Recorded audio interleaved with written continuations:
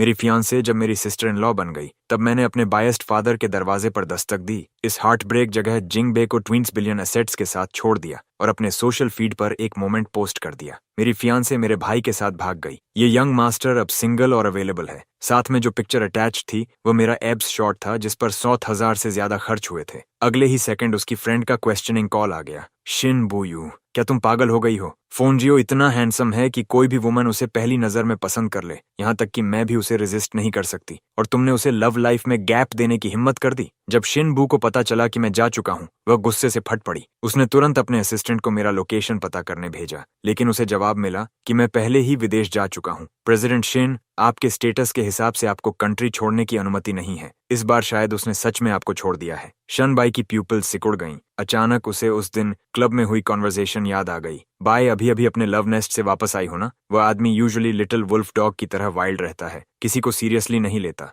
लेकिन जब वह तुम्हारे साथ होता है तो सॉफ्ट भी होता है और टफ भी। मेरा दिल इच करने लगता है। तुम उससे शादी कब करने वाली हो? मैं वहीं रुक गया। मेरा दिल जोर जोर से धड़क रहा था, उम्मीद से भरा हुआ, लेकिन जो मैंने सुना वह था बस टाइम पास कर रहे हैं। उसका नाम क्या है? उसकी टोन बहुत हल्की थी। सिर्फ 7 शब्द कैजुअली बोले गए, लेकिन मेरे लिए वे 7 पॉइजन नाइव्स की तरह थे जो सीधे मेरे दिल में घुस गए। उसी समय प्राइवेट रूम में अजीब साइलेंस छा गया, यहाँ तक कि उसकी फ्रेंड्स भी क्लियरली स्टन्ड थीं। पता नहीं कितना समय बीता, फिर किसी ने धीरे से साइलेंस तोड़ी। नो वे सिस्टर शिन, 3 साल हो गए, फिर भी आपके दिल में वही व्हाइट मूनलाइट है? White moonlight? मेरे दिमाग में बज हुआ और सब कुछ ब्लैंक हो गया। शिन बुयू के दिल में कोई व्हाइट मूनलाइट थी। मैं दरवाजे के बाहर ऐसे खड़ा था जैसे किसी पपेट की स्ट्रिंग्स कट गई हों, बिल्कुल फ्रोजन। मैंने शिन बू को धीरे से कहते सुना, जब हम ब्रेकअप हुए थे उसने कहा था कि उसे 3 साल दो, वह ट्राई करना चाहता है। दूसरों ने भी कहा था कि मैं भी उसे ट्राई करूं। अगर हम अब भी एक दूसरे को पसंद करें तो वापस साथ आ जाएंगे। इसलिए मैंने वही किया जो वह चाहता था। 3 साल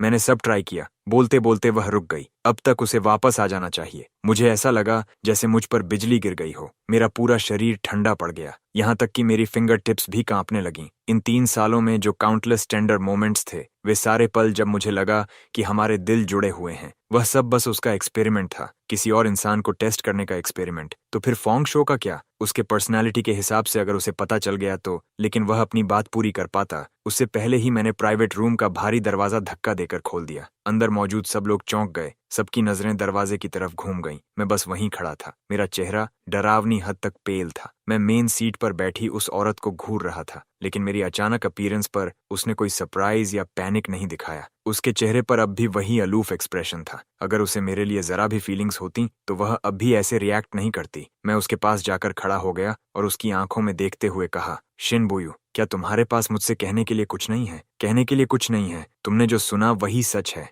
हम बस फूलिंग अराउंड कर रहे थे। मुझे हमेशा लगा कि तुम ये समझते हो। शिनलुआ ने तुमसे बेट लगाई थी कि वह लग्जरी कार्स के बदले मुझे जीत लेगा। तुम चाहो तो उनमें से कोई भी कार ले सकते हो, अगर लग्जरी कार्स काफी नहीं है। ये कहते हुए उसने अपने कोट पॉकेट से एक ब्लैक बैंक कार्ड निकाला और धीरे से मेरे सामने कॉफी टेबल पर रख दिया। यहाँ 100 मिलियन है। इसे पिछले 3 साल तक मेरे साथ रहने की पेमेंट समझ लो। आज के बाद हमारा रिलेशनशिप पूरी तरह खत्म। इतना कहकर वह उठी और जाने लगी, लेकिन जैसे ही वह मेरे पास से गुजरी मैंने अचानक उसका रिस्ट कसकर पकड़ लिया। शिन बुयू, लेकिन मेरे पास तुम्हारे लिए फीलिंग्स हैं। ये कहते हुए मुझे इन 3 सालों की हर छोटी बड़ी बात याद आ रही थी, लेकिन उसने सिर हिलाया, अपना फोन निकाला और मुझे एक नया मैसेज दिखाया। उसका प्रीव्यू साफ मेरे सामने था। बायू, 3 साल। मैंने कोशिश की, लेकिन मुझे अब भी सिर्फ तुम ही पसंद हो। वापस साथ आ जाते हैं। उसी पल मुझे लगा मेरी पूरी दुनिया टूट गई। शिन बुयू कुछ पल तक स्क्रीन को देखती रही, फिर उसने धीरे धीरे मेरी उंगलियां हटाईं जो उसकी रिस्ट को कसकर पकड़े हुए थीं। सॉरी, मेरे पास तुम्हारे लिए फीलिंग्स नहीं है। उसके बाद उसके अंदर कोई अटैचमेंट नहीं बची। वह मुड़ी और बड़े कदमों से चली गई। उसने कहा उसके पास फीलिंग्स नहीं थीं,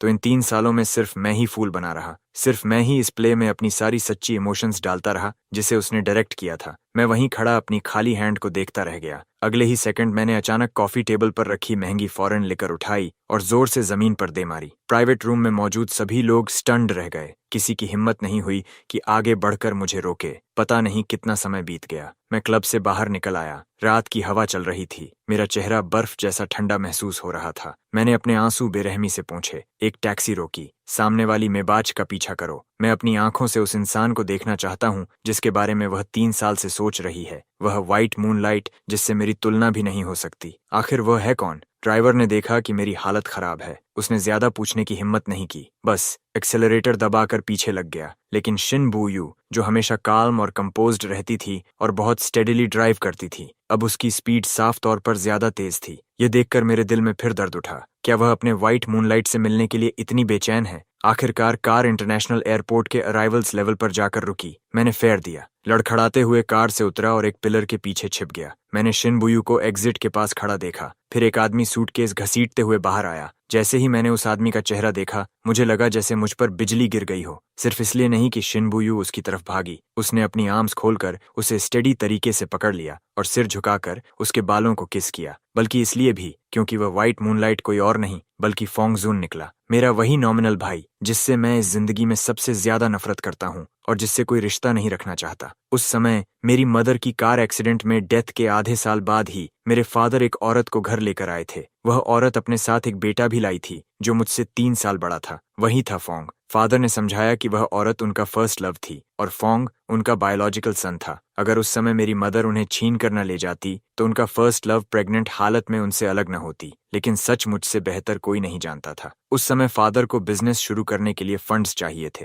वह डेस्परेट थे, उनके पास खाने तक के पैसे नहीं थे। वही खुद मेरी मदर के पास गए थे जो लंबे समय से उन्हें चेस कर रही थी। उन्होंने प्रॉमिस किया था कि अगर मेरी मदर्स फैमिली इन्वेस्टमेंट करेगी तो वह उससे शादी कर लेंगे। मेरी मदर ने उन्हें पैसे दिए, अपना पूरा प्यार दिया और बाद में कार एक्सीडेंट में अपनी जान देकर उन्हें बचा भी लिया। लेकिन बदले में क्या मिला? मेरी मदर्स बॉडी अभी ठंडी भी नहीं हुई थी कि फादर ने उसकी डाउरी और इनहेरिटेंस को बेट्रोथल गिफ्ट बनाकर उसी सो कॉल्ड फर्स्ट लव से ग्रैंड शादी कर ली। वह जिसे चाहे प्यार कर सकते थे, लेकिन वह इंसान फोंग जून ही क्यों होना था? उसी दौरान शिनबुयू ने पहले ही फोंग का लगेज उठा लिया था। वे पार्किंग लॉट की तरफ बढ़ रहे थे। जैसे किसी जुनून में मैंने दूसरी कार रोकी और उनका पीछा जारी रखा। क्योंकि मैं बहुत करीब से फॉलो कर रहा था, इसलिए आगे वाली कार के अंदर साफ देख पा रहा था। शिनबू सिर घुमाकर फोंग शुन से कुछ जेंटली कह रही थी। उसने नेचुरली हाथ बढ़ाकर फोंगस के कान के पास आए स्ट्रे हेयर को पीछे किया। इतनी टेंडरनेस मुझे 3 साल के रिलेशनशिप में कभी नहीं मिली थी। मैं सामने घूर रहा था, मेरी आंखें आंसुओं से ब्लर हो रही थीं। तभी सामने वाले इंटरसेक्शन पर अचानक एक्सीडेंट हो गया। ब्रेक्स की चीख और कोलिजन्स की आवाजें लगातार गूंज उठीं। जिस टैक्सी में मैं बैठा था उसने अचानक सामने वाली कार को रियर एंड कर दिया। फिर पीछे से दूसरी व्हीकल ने उसे जोर से टक्कर मार दी। वह इमेंस इम्पैक्ट सीधे मुझ पर पड़ा। मुझे महसूस हुआ कि मेरा फॉरहेड सामने वाली सीट की बैक से जोर से टकराया। तेज दर्द, तुरंत ब्लड बहने लगा और मेरी साइट ब्लर हो गई। केओस और स्क्रीम्स के बीच मैंने शैटर्ड विंडो से बाहर देखा। आगे वही फेमिलियर मेबच थी। उसका डोर खुला। शिनबुयू सबसे पहले बाहर निकली। वह जल्दी से पैसेंजर साइड की तरफ गई, केयरफुली फोंग को बाहर निकाला। शिनबुयू उसे सपोर्ट कर रही थी, उसकी इंजरीज चेक कर रही थी। उसकी ब्राउज कसकर सिकुड़ी हुई थी और चेहरा चिंता से भरा था। आखिर में उसने फोंग शून को संभाल कर घुमाया और एक्सीडेंट सीन से जाने लगी। लेकिन जैसे ही वह मुड़ी, उसकी नजर मैंगल्ड टैक्सी की बैक सीट में फंसे मुझ पर पड़ी। मैंने उसकी आंखों में शॉक देखा, लेकिन वह पल भर में गायब हो गया। फोंग शायद उसकी पॉज नोटिस कर चुका था। बुयू, क्या हुआ? क्या तुमने किसी जानने वाले को देखा? मैं ठीक हूँ। अगर तुम किसी को जानती हो तो तुम्हें जाकर उसे चेक करना चाहिए। मैंने सुना टैक्सी को बहुत बुरी तरह हिट लगी है। कुछ सेकंड्स की साइलेंस के बाद शिनबू ने अपनी नजरें हटा लीं। कोई नहीं जिसे मैं जानती हूँ, बस स्ट्रेंजर्स। इतना कहकर वह फोंग जू को सहारा देकर केओटिक एक्सीडेंट सीन से बिना पीछे देखे चली गई। जब मैं दोबारा जागा, मैं हॉस्पिटल में था। एक नर्स मेरे हाथ में लगी ड्रिप एडजस्ट कर रही थी। मुझे जागा हुआ देखकर उसने कहा, मिस्टर फोंग, आखिरकार आप जाग गए। आपकी इंजरीज बहुत सीरियस हैं। आपको ऑब्जर्वेशन के लिए हॉस्पिटल में एडमिट रहना होगा। हमें आपके फैमिली से भी कांटेक्ट करना है। कृपया मेडिकल फीस सेटल कर दीजिए। लेकिन मेरी आंखें खाली थीं, मेरे अंदर कोई रिएक्शन नहीं था। नर्स ने फिर दोहराया, मिस्टर फोंग। तभी एक फेमिलियर वॉइस सुनाई दी, मेडिकल फीस मैं पहले ही पे कर चुकी हूँ। मैंने झटके से सिर घुमाया और वार्ड के डोर पर शिनबुयू को खड़ा देखा। नर्स ने यह देखकर समझदारी से रूम छोड़ दिया। शिनबुयू अंदर आई, उसकी नजर मेरे बैंडेज्ड वुंड्स पर गई। फिर उसने हाथ बढ़ाया जैसे मेरे फॉरहेड को छूना चाहती हो। मैंने सिर घुमाकर उससे बचा लिया। प्रेसिडेंट शिन, आप इतनी बिजी रहती हैं, किसी इरेलेवेंट इंसान की केयर करने क्यों आई हैं? शिनबू की मूवमेंट फ्रीज हो गई। अगर मैं नहीं आती तो तुम्हारे पास और कौन आता? उसकी बात सीधे दिल पर लगी। मेरे पास और कौन है? मेरी मदर जल्दी मर गई, मेरा फादर पार्शल है, मेरी स्टेप मदर हिपोक्रिटिकल है। वह घर अब मेरा घर नहीं रहा। इन 3 सालों में सिर्फ वही थी। शिनबुयू बार बार तब सामने आई जब मुझे उसकी सबसे ज्यादा जरूरत थी। उसने मुझे उस पर डिपेंड करना सिखा दिया। उसने मुझे गलती से यह यकीन दिला दिया कि मुझे अपना हार्बर मिल गया है। लेकिन अब वही इंसान थकान मुझे फिर से अबिस में धकेल रही थी। चाहे कोई आए या ना आए, मुझे तुम्हारी कंसर्न की जरूरत नहीं है। तुमने खुद कहा था ना, हमारा सब खत्म हो चुका है प्रेसिडेंट शिन। मैं इतना पैथेटिक नहीं हूँ। अगर तुम कहती हो कि तुम मुझे पसंद नहीं करती, तो मैं शेमलेसली तुमसे चिपका नहीं रहूंगा। मैंने गहरी सांस ली, अपनी आखिरी बची प्राइड को पकड़कर रखने की कोशिश करते हुए। तुम्हें सच में लगता है कि मैंने पहले जो कहा था कि मेरे फीलिंग्स हैं, वह सीरियस था? मैंने तो बस कैजुअली कहा था, हम बस खेल रहे थे। और शिनबुयू, तुम सच में फेक हो। शिनबुयू मुझे देख रही थी। मैं फियर्स बनने की एक्टिंग कर रहा था, लेकिन मेरी आंखों के किनारे लाल थे। उसकी ब्राउज हल्की सिकुड़ी हुई थीं। वह कुछ कहना चाहती थी, लेकिन तभी एक नर्स जल्दी से डोर खोलकर अंदर आई। मिस शिन, मिस्टर फोंग, वहाँ एग्जामिनेशन खत्म हो गया है। वह आपको ढूंढ रहे हैं। ये सुनते ही मुझे ऐसा लगा जैसे किसी ने मेरी टेल पर पैर रख दिया हो। बस करो, जाओ, अपने मूनलाइट के पास भागो। मुझे तुम्हारी यहाँ जरूरत नहीं है। शिनबू कुछ सेकंड्स तक चुपचाप मुझे देखती रही। आखिरकार उसने कहा, मैं तुम्हारे पास किसी और रीजन से नहीं आई। तुम शान लुआ के फ्रेंड हो। उसने मुझे तुम्हारा ध्यान रखने को कहा था। उस पल मैं आखिरकार खुद को हंसने से नहीं रोक पाया, लेकिन स्माइल के साथ मेरी वूंड में दर्द उठा। फिर भी वह दर्द मेरे दिल के दर्द के सामने कुछ भी नहीं था। शिनबुयू, चिंता मत करो, मैं इतना डिल्यूजनल नहीं हूँ। उस पल शिनबुयू का दिल हल्का कांप उठा। ये पहली बार था जब उसने मुझे रोते हुए देखा था। उसके होंठ हल्के खुले, जैसे वह कुछ कहना चाहती हो, लेकिन आखिर में उसने कुछ नहीं कहा। वह मुड़ी और नर्स के पीछे वार्ड से बाहर चली गई। उसकी रेजोल्यूट बैग को देखते हुए आखिरकार मैं खुद को संभाल नहीं पाया और हॉस्पिटल बेड पर गिर पड़ा। मुझे लगा मैं बहुत देर तक रोऊंगा, लेकिन अजीब बात यह थी कि आंसू जल्दी सूख गए। अगले कुछ दिनों तक मैं अकेले ही हॉस्पिटल में खुद का ध्यान रखता रहा। ड्रेसिंग चेंज करवाते समय दर्द से मेरे शरीर पर कोल्ड स्वेट आ जाता। खाना वैक्स जैसा टेस्ट करता था। कभी कभी हॉलवे में नर्सेस की विस्पर सुनाई देती। वे कहती कि नेक्स्ट वीआईपी वार्ड में मिस्टर फोंगुन कितना लकी है, मिस शान कितनी अटेंटिव है, खुद उसे खाना खिला रही है, पानी पिला रही है, रात भर उसके पास रुककर उसकी देखभाल कर रही है। एक बार मैं उस वार्ड के पास से गुजरा। डोर थोड़ा खुला था। मैंने अंदर शिनबुयू को बेड के पास बैठकर एप्पल पील करते देखा। वह सीन मेरी आंखों में गहराई तक छप गया। दर्द इतना था कि सब कुछ ब्लैक होने लगा, लेकिन मैं नहीं रोया। फोंगशियो, मेरी सबसे बड़ी स्ट्रेंथ यही है कि मैं प्यार कर सकता हूँ और छोड़ भी सकता हूँ। हॉस्पिटल से डिस्चार्ज होने के बाद सबसे पहला काम मैंने वीजा अप्लाई करना किया। मैं इस सिटी में एक पल भी और नहीं रुकना चाहता था। वीजा मिलने के बाद मैं घर गया। जैसे ही अंदर दाखिल हुआ, मेरी perfectly made up step mother से मुलाकात हो गई। उसने मुझे देखते ही वह हमेशा की तरह लेक्चर देना शुरू कर दी। फोंगो, तुम्हें अभी भी वापस आना आता है। मैंने उसकी तरफ देखा तक नहीं। सीधे एंट्रेंस पर रखा आधे आदमी जितना ऊंचा सेलाडोन वेज उठाया और जोर से फ्लोर पर दे मारा। एक लाउड बैंग के साथ वह टूट गया। शार्ड्स हर तरफ उड़ गए। लिनू डर के मारे चीख पड़ी और 2 कदम पीछे हट गई। तुम खुद को समझती क्या हो? एक होम ब्रेकिंग मिस्ट्रेस मुझे लेक्चर देने की हिम्मत करती है? लिनुअन, याद रखना, जब तक मैं फोंगो इस घर में हूँ, तुम कभी सिर उठाकर नहीं जी पाओगी। मेरी बातें बेहद शार्प थीं। लिनुअन का चेहरा गुस्से से सफेद पड़ गया। उसका पूरा शरीर कांप रहा था। फोंगशो, ये कैसा टेंट्रम है? फोंगफू स्टडी से बाहर भागते हुए आए। आवाज सुनकर उन्होंने तुरंत लड़खड़ाती लिनुआन को संभाला और गुस्से से मुझे घूरा। घर आते ही ट्रबल शुरू कर देते हो? क्या तुम थोड़ा मैच्योर नहीं हो सकते? मैंने अपने फादर को उस औरत की रक्षा करते देखा और स्नीर किया। ट्रबल मैं क्रिएट कर रहा हूँ? फाइन, बस मेरी इनहेरिटेंस मुझे अभी दे दो। मैं विदेश चला जाऊंगा और कभी वापस आकर तुम्हें बॉदर नहीं करूंगा। फोंगफू एक पल के लिए स्टन्ड रह गए, फिर उनके चेहरे पर फेक कंसर्न आ गया। बकवास मत करो। विदेश जाओगे? वहां जाकर क्या करोगे? यहीं रहो। ये हमेशा तुम्हारा घर रहेगा। हम फैमिली हैं। मुझे लगा जैसे मैंने दुनिया का सबसे बड़ा जोक सुन लिया हो। स्टेप मदर एक्टिंग बंद करो। फोंगफू, तुम, वह और फोंग, तुम सब एक फैमिली हो। मेरी मदर मर चुकी है। मेरा अब कोई घर नहीं है। सीधे प्राइस बताओ, मुझे मेरा हिस्सा चाहिए। ये सुनते ही फोंग मिंग होंग का एक्सप्रेशन तुरंत अगली हो गया।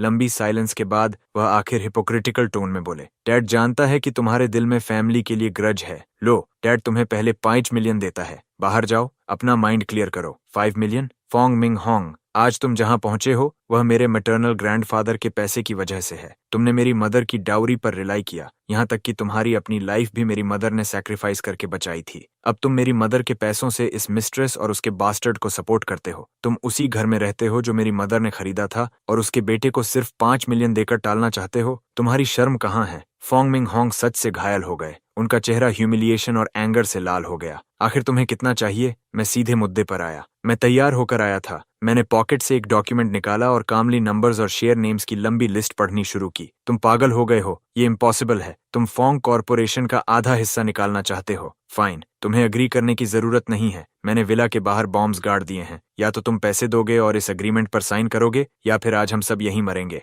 चूज। फियो, तुम पूरी तरह मैडमैन हो। हाँ, मैं मैडमैन हूँ। फोंग मिंग होंग्स का चेहरा राख जैसा पड़ गया। उनकी ब्रीदिंग तेज हो गई। वह मुझे घूरते रहे, जैसे समझने की कोशिश कर रहे हों कि मैं सच बोल रहा हूं या नहीं। आखिरकार मौत का डर बाकी सब पर भारी पड़ गया। अब हो गया, जल्दी जाकर बॉम्ब्स हटाओ। रिलैक्स, कोई बॉम्ब्स नहीं है। मैं झूठ बोल रहा था। आखिर मेरी मदर को शादी के लिए ट्रिक भी तो तुमने ऐसे ही किया था, है ना? तभी फोंग मिंग होंग को एहसास हुआ कि उन्हें खेल लिया गया है। वह इतने गुस्से में थे कि लगभग बेहोश हो गए। उन्होंने लंबे समय तक मेरी तरफ उंगली उठाई रखी, लेकिन एक शब्द नहीं बोल पाए। जो चीज मुझे चाहिए थी वह अब मेरे हाथ में थी। नेचुरली मैं अब और यहाँ रुकना नहीं चाहता था। जैसे ही मैं ऊपर जाने के लिए मुड़ा, उन्होंने कहा, तुम्हारा भाई आज अपनी गर्लफ्रेंड को डिनर पर घर ला रहा है। पहले तुम चाहे जितना ड्रामा करते रहे हो, मुझे फर्क नहीं पड़ता, लेकिन इस बार तुम्हें यह डिनर ठीक से अटेंड करना होगा। उसकी गर्लफ्रेंड शिन बुयू है। जिंग क्लैन में बी फैमिली का क्या स्टेटस है तुम जानते हो। हम उन्हें ऑफेंड नहीं कर सकते। अपनी रिबेलियस एटीट्यूड को कंट्रोल में रखो। मुझे ट्रबल मत देना। ऊपर जाते हुए मेरे फुटस्टेप्स अचानक रुक गए। मेरी बैक इंस्टेंटली स्टिफ हो गई। आज वह फोंग शून्स की गर्लफ्रेंड बनकर घर आने वाली थी। इससे पहले कि मैं ज्यादा सोच पाता, अगले ही सेकंड डोर खुल गया। फोंग अंदर आया, शान बायूस का हाथ पकड़े हुए। चेहरे पर स्माइल थी। डैड, मॉम, हम आ गए। फोंग्स फादर और उसकी स्टेप मदर, जो अभी अभी रिकवर हुई थी, तुरंत वार्म और एंथुजियास्टिक स्माइल्स पहनकर आगे बढ़े। उन्होंने फोंग शुन का हाल पूछा, उसकी चिंता की और शिनबू के प्रति बेहद रिस्पेक्टफुल रहे। उनका एटीट्यूड सिकनिंगली फ्लैटरिंग था। सिर्फ शिनबुयू। जब उसकी नजर मुझ पर पड़ी, उसने साफ तौर पर हल्का सा फ्राउन किया, जैसे उसे उसी पल एहसास हुआ हो कि मैं असल में फोंग शन्स का यंगर ब्रदर हूँ। डिनर के दौरान फोंग शुन और शिनू नेचुरली एक ही साइड पर बैठे थे। मैं अकेला उनके सामने बैठा था। पूरे मील के दौरान मैं हेल्पलेसली देखता रहा कि शिनबू कितनी केयरफुली उसके लिए खाना सर्व कर रही थी। फोंग शुन भी उसके लिए डिशेस रैप कर रहा था। लिनुआन ये सीन देखकर मुस्कुरा रही थी। फोंग शुन, तुम और मिस शिन कैसे मिले? मॉम को बताओ ना। वह चैरिटी गाला में था। मैंने एक स्ट्रे कैट को ट्री में फंसा देखा। मैं उसकी मदद करना चाहता था, लेकिन कितना भी ट्राई करूं,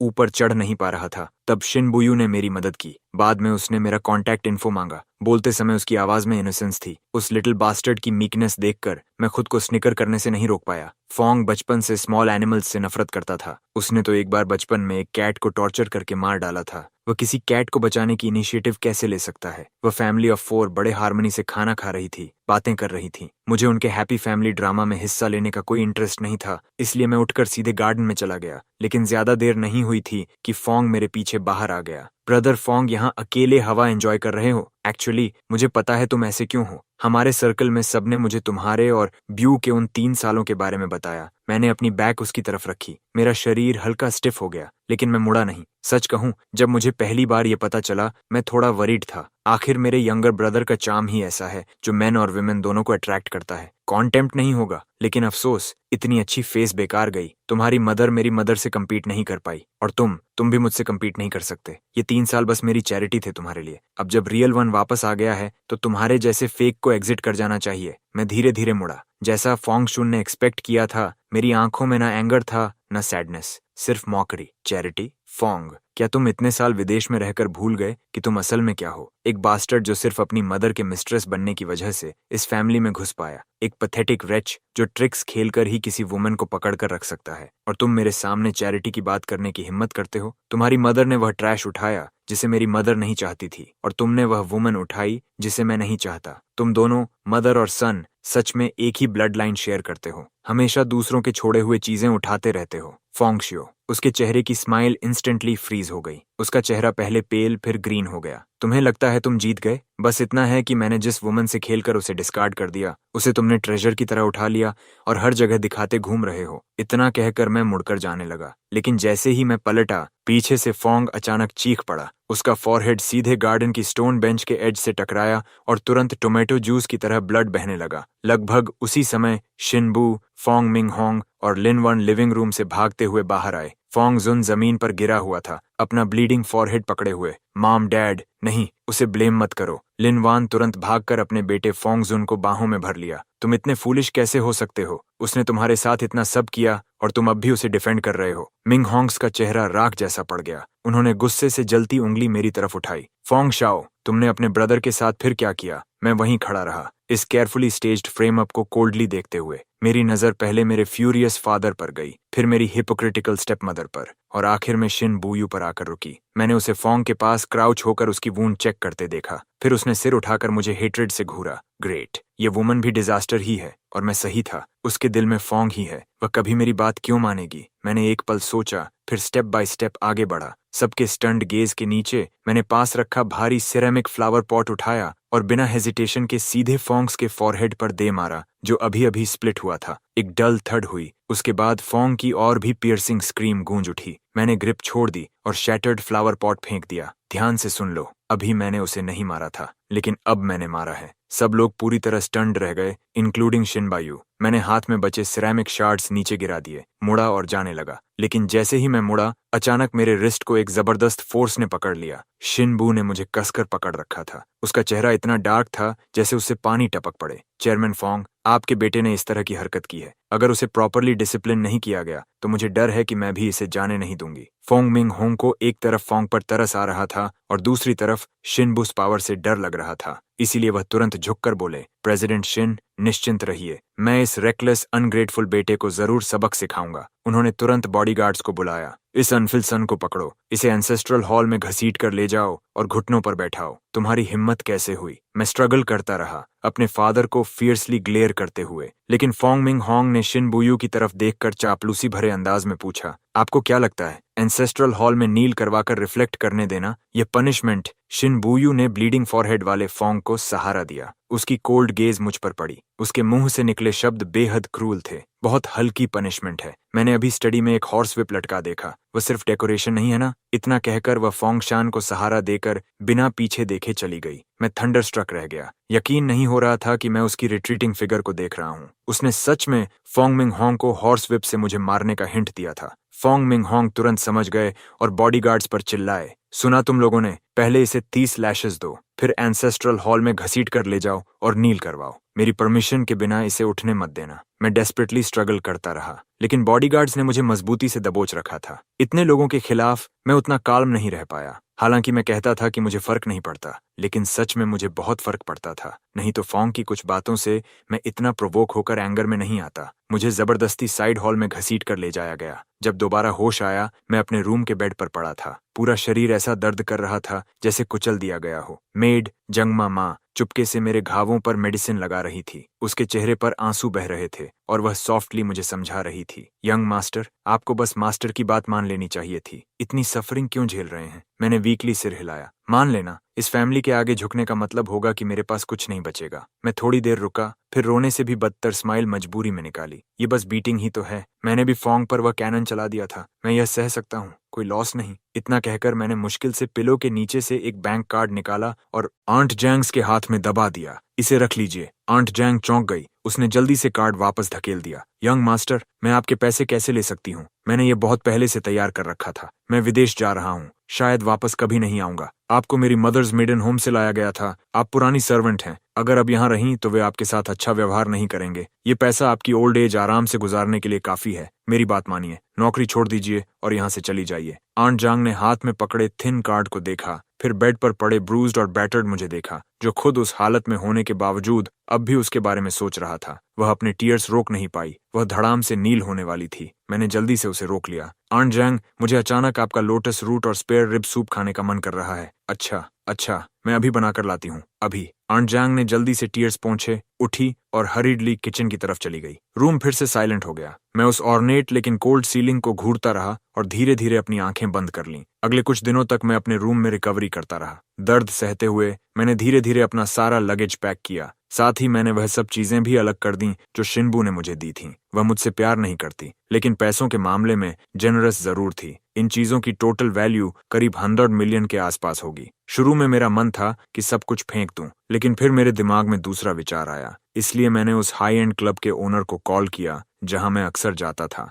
मैंने सुना था कि क्लब में हाल ही में चैरिटी ऑक्शन होने वाली है, इसलिए मैंने उसे बताया कि मेरे पास भी बहुत सी चीजें हैं जिन्हें ऑक्शन करना है। सामने वाले ने तुरंत रिप्लाई किया कि आज रात ही इवेंट है और मुझे वहां आने को कहा। शाम को मैं उन बड़े बॉक्सेस को लेकर क्लब पहुंच गया। आइटम्स ऑक्शन मैनेजर को देने के बाद मैं मुड़ा, लेकिन किस्मत देखो, तभी मेरी टक्कर शिनबुयू और फोंगशुन से हो गई, जो साथ में अंदर आ रहे थे। शिनबुयू कसकर फोंग्स के साइड से लगी हुई थी। जब फोंग ने मुझे देखा, उसकी आंखों में प्राइड और प्रोवोकेशन की हल्की चमक उभरी। मैंने इंस्टिंक्टिवली अपने हाथ भींच लिए, लेकिन जल्दी ही उन्हें ढीला छोड़ दिया। आज मेरे पास ज्यादा इंपॉर्टेंट काम था। इन दोनों पर अपनी इमोशंस वेस्ट करने की जरूरत नहीं थी। मैं अभी बैठा ही था कि अचानक लाइट्स डिम हो गईं। होस्ट स्टेज पर आया और एक्साइटेड होकर अनाउंस किया कि ऑक्शन शुरू होने से पहले 3 मिनट का किसिंग सेशन होगा और सभी कपल्स को स्पॉटलाइट एंजॉय करने के लिए इनवाइट किया गया। लाइट डिम वेन्यू में रैंडमली घूम रही थी, अलग अलग मैन और विमेन को एम्ब्रेस और किसेस में दिखाती हुई। तभी मैंने थोड़ी दूरी पर शनबू को देखा,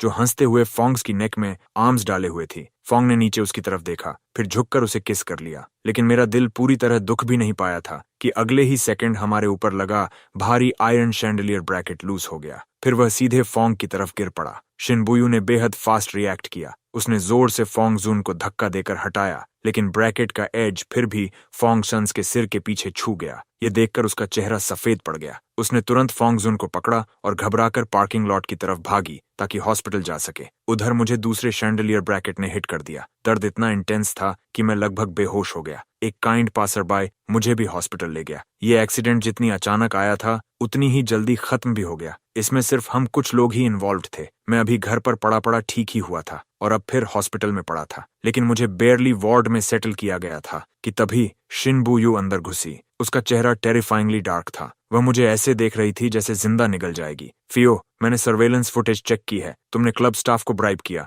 जानबूझकर लैम्प ब्रैकेट लूज किया ताकि फोंग को मार सको। क्या तुम पागल हो गए हो? शिनबुयू, तुम्हारे अलावा और किसके अंदर फोंगुन के लिए इतनी मैलिस हो सकती है? फोंगजियो, मैंने सच में तुम्हें अंडर एस्टिमेट किया। No means no. शिनबुयू, तुम्हें मुझे स्लैंडर करने का कोई हक नहीं है। लगता है अगर मैं तुम्हें लेसन नहीं सिखाऊंगी तो तुम सच नहीं बोलोगे। यह कहते हुए उसने अपना फोन निकाला और कॉल किया। फोंगशियो, फोंग फैमिली का second young master intentional injury के सस्पिशन में है। किसी को भेजो और इसे कुछ दिनों के लिए लॉक कर दो। इसे सोबर होने दो। मेरी आंखें चौड़ी हो गईं। मेरा चेहरा डिसबिलीफ से भर गया। मुझे यकीन नहीं हो रहा था कि वह सच में इन्फ्लुएंस इस्तेमाल करके मुझे बार्स के पीछे डलवाने वाली है। फिर मेरे हिट होने का क्या मतलब था? जल्द ही यूनिफॉर्म्स पहने लोग हॉस्पिटल रूम में आ गए। उन्होंने डॉक्टर के ऑब्जेक्शंस और मेरी इंजरीज को इग्नोर किया और मुझे जबरदस्ती ले गए। अगले कुछ दिन मेरे लिए लिटरली हेल ऑन अर्थ थे। वहां मैंने भयानक सफरिंग झेली। सेम रूम में मौजूद लोग जैसे स्पेशल इंस्ट्रक्शंस लेकर आए थे। उन्होंने हर पॉसिबल तरीके से मुझे बुली किया, मारना, लातें मारना। कुछ दिनों बाद जब मुझे रिलीज किया गया,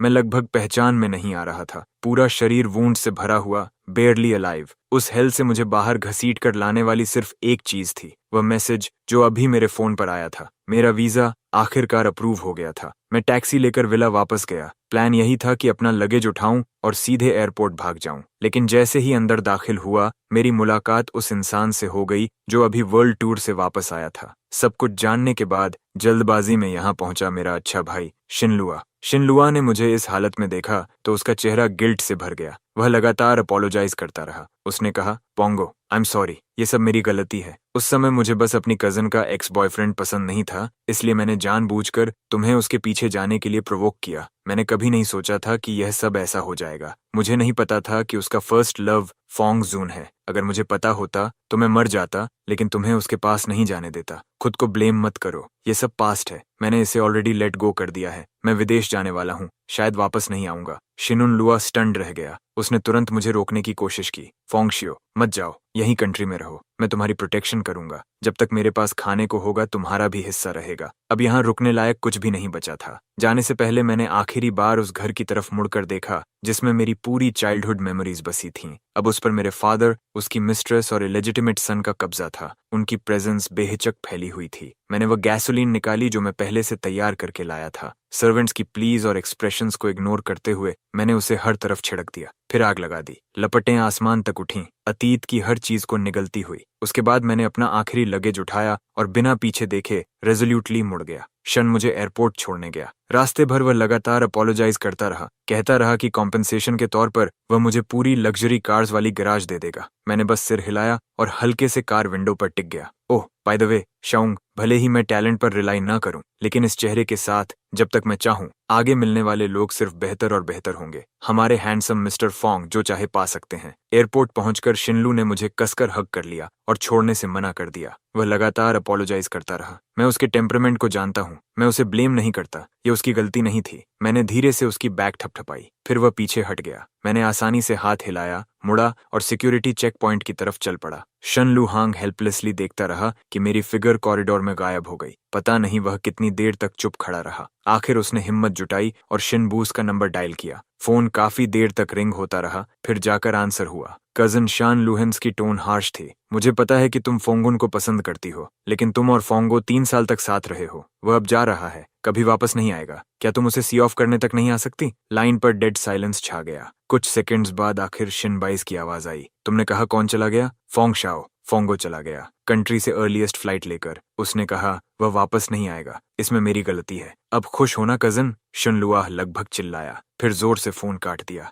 रिसीवर से शार्प बिजी टोन गूंजने लगी। शिनबायू फोन कान पर लगाए फ्रोजन खड़ी रही। फोंग शाओ चला गया, विदेश चला गया, कभी वापस नहीं आएगा। ये शब्द लगातार उसके दिमाग में हथौड़े की तरह बजते रहे। उसने फ्राउन किया, फोन वापस टेबल पर फेंक दिया और सामने रखे क्रूशल मर्जर डॉक्यूमेंट्स पर ध्यान लगाने की कोशिश की। लेकिन अब डेंस टेक्स्ट और नंबर्स उसकी आंखों के सामने कैओटिक एंट्स की तरह रेंग रहे थे। वह कंसंट्रेट ही नहीं कर पा रही थी। उसका माइंड अनकंट्रोलेबली वही सीन रिप्ले कर रहा था। वह नजर जो मैंने डिटेंशन सेंटर ले जाए जाने से पहले उसे दी थी। उसने इरिटेशन में अपनी टाई ढीली की, उठी और massive floor to ceiling window के पास चली गई। पता नहीं कितनी देर तक बाहर देखती रही। अचानक उसने कार कीज उठाई और ऑफिस से तेज कदमों में बाहर निकल गई। एलिवेटर नीचे उतरते वक्त उसने एयरपोर्ट डायरेक्टर का प्राइवेट नंबर डायल किया। चेक करो फोंगो किस आउटबाउंड फ्लाइट में है। इमीडिएटली वह अस्टॉनिशिंग स्पीड से एयरपोर्ट पहुंची। एयरपोर्ट मैनेजर पहले से वहां डेफरेंस और ट्रेपिडेशन के साथ इंतजार कर रहा था। उसने अभी अभी मिली इन्फॉर्मेशन उसे दी। Director Shin, mister Fong flight XX-108 से पेरिस जा रहे हैं। प्लेन 20 मिनट्स पहले टेक ऑफ कर चुका है। शिन बायूस के फुटस्टेप्स अचानक रुक गए। उसने ऊपर huge flight information display screen की तरफ देखा। फ्लाइट FX-108 के स्टेटस बोर्ड पर 3 ठंडे ग्रीन कैरेक्टर्स चमक रहे थे। डिपार्टेड। वह बस्टलिंग नॉइजी हॉल में फ्रोजन खड़ी रही। उसके कानों में अलग अलग लैंग्वेजेस की अनाउंसमेंट्स गूंज रही थीं। सूटकेस व्हील्स की रोलिंग साउंड, ट्रैवलर्स की चैटर और लाफ्टर। तभी उसकी पॉकेट में रखा फोन फिर वाइब्रेट हुआ। स्क्रीन पर फोंगुन का नाम फ्लैशिंग कर रहा था। उसने गहरी सांस ली, कॉल आंसर किया, लेकिन कुछ नहीं बोली। मेरा सिर अब भी थोड़ा डिजी है। क्या तुम अभी भी बिजी हो? मुझे तुम्हारी याद आ रही है। पहले वह सब कुछ छोड़कर तुरंत उसके पास चली जाती, लेकिन इस पल वह सिर्फ उस फ्लाइट की फेडिंग लाइट को देख रही थी जो अभी अभी विंडो के बाहर नाइट स्काई में गायब हुई थी। वह काफी देर तक साइलेंट रही, फिर आखिर धीरे से बोली, मैं अभी आ रही हूँ। जब वह हॉस्पिटल के VIP वार्ड पहुंची, फोंग बेड हेडबोर्ड से टिक कर बैठा था। उसका चेहरा थोड़ा पेल लग रहा था। उसे अंदर आते देख उसके चेहरे पर तुरंत जॉयफुल स्माइल आ गई। शिनायू बेडसाइड पर बैठ गई, फोंग शून्स की लगातार चैटर सुनते हुए, लेकिन उसका मन कहीं और भटक रहा था। फोंग शून ने उसकी अनयूजुअल साइलेंस तुरंत नोटिस कर ली। उसने केयरफुली बिना सीधे पूछे टटोलना शुरू किया, क्या तुम फोंजियो को लेकर वरीड हो? मैंने डैड से सब सुन लिया। वह विदेश चला गया है, लेकिन इस बार वह बहुत ज्यादा ओवरबोर्ड चला गया। थोड़ा बाहर जाकर अपना माइंड क्लियर करना कोई बुरी बात नहीं है। जब वह सब सोच लेगा, शायद वापस आ जाए। चलो अब उसके बारे में बात नहीं करते। ये सुनते ही फोंग ने तुरंत सिर हिला दिया। उसके चेहरे पर फिर स्माइल लौट आई, लेकिन उसे यह नहीं पता था कि उसके सो जाने के बाद शिन बुयू ने फिर अपना फोन निकाला। उसकी फिंगर कुछ पल तक स्क्रीन के ऊपर रुकी रही। आखिर उसने असिस्टेंट का चैट विंडो खोला और एक लाइन टाइप की, विदेश में फोंग शाओ की एक्टिविटीज पर नजर रखो, हर हफ्ते मेरे लिए एक ब्रीफ कंपाइल करना। लेकिन जैसे ही उसकी फिंगर टिप सेंड दबाने वाली थी, उसकी मूवमेंट फ्रीज हो गई। मैं क्या कर रही हूँ? वह तो बस एक प्ले थिंग था। क्या वह इतनी अटेंशन डिजर्व करता है? उसने उंगली फ्लिक की और ड्राफ्टेड मैसेज तुरंत डिलीट कर दिया। फोंगुन के साथ दोबारा मिलकर उसकी लाइफ बाहर वालों को परफेक्ट और एनविएबल लग रही थी। A well matched couple, handsome man और beautiful woman. Shin बुयू her duty एक गर्लफ्रेंड की तरह परफेक्टली निभा रही थी। साथ में मील्स, ऑफिस कम्यूट,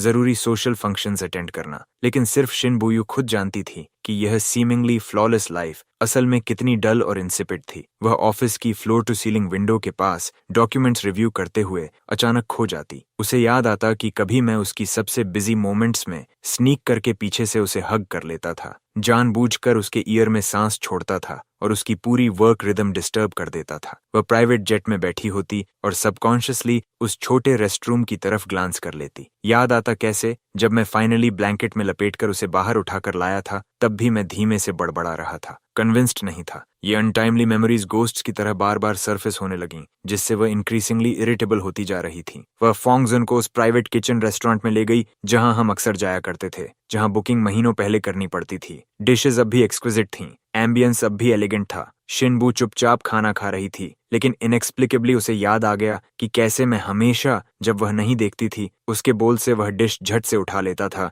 जिस पर उसकी नजर होती। बिल्कुल स्पाइसी नहीं, और आखिर में हमेशा उसके कप से पानी पीकर स्पाइस शांत करता और पूरी कॉन्फिडेंस से कहता, व्हाट्स योर्स इज माइन। वह मील हमेशा कैओटिक और लाइवली होता था, लेकिन एनर्जी से भरा हुआ, जबकि उसके सामने बैठा यह मील इतना क्वाइट था कि सिर्फ यूटेंसिल्स की फेंट कोलिजन साउंड सुनाई दे रही थी। ऐसी डलनेस जो लगभग सफोकेट कर दे। रात में वह हैबिचुअली बेड के इनर साइड पर सोती थी, हाफ अवेक हाफ अस्लीप हालत में। उसका आर्म सबकॉन्शियसली साइड की तरफ बढ़ा, लेकिन जो उसने टच किया वह गलत लगा। बॉडी की वार्मथ गलत लगी, टेम्परेचर गलत लगा। वह लाइवली फायरी सेंसेशन नहीं थी, सेंट गलत लगा। वह नेचुरल बॉडी फ्रेग्रेंस नहीं थी। यहाँ तक कि नींद में ब्रीदिंग की फेंट साउंड भी अलग थी। मैं बहुत रेस्टलेसली सोता था, अनकॉन्शियसली वार्मथ ढूंढते हुए कवर्स चुरा लेता था, ग्रॉगिली उसके आर्म्स में घुस जाता था। शिनबुयू ने अचानक आंखें खोल दी। उसके दिल में स्ट्रॉन्ग अवर्जन उमड़ आया। वह तुरंत बेड से उठ गई। तुम सो जाओ, मुझे अभी याद आया कि एक अर्जेंट डॉक्यूमेंट हैंडल करना है। इतना कहकर उसने फोंगशुन्स की बिविल्डर्ड एक्सप्रेशन को इग्नोर किया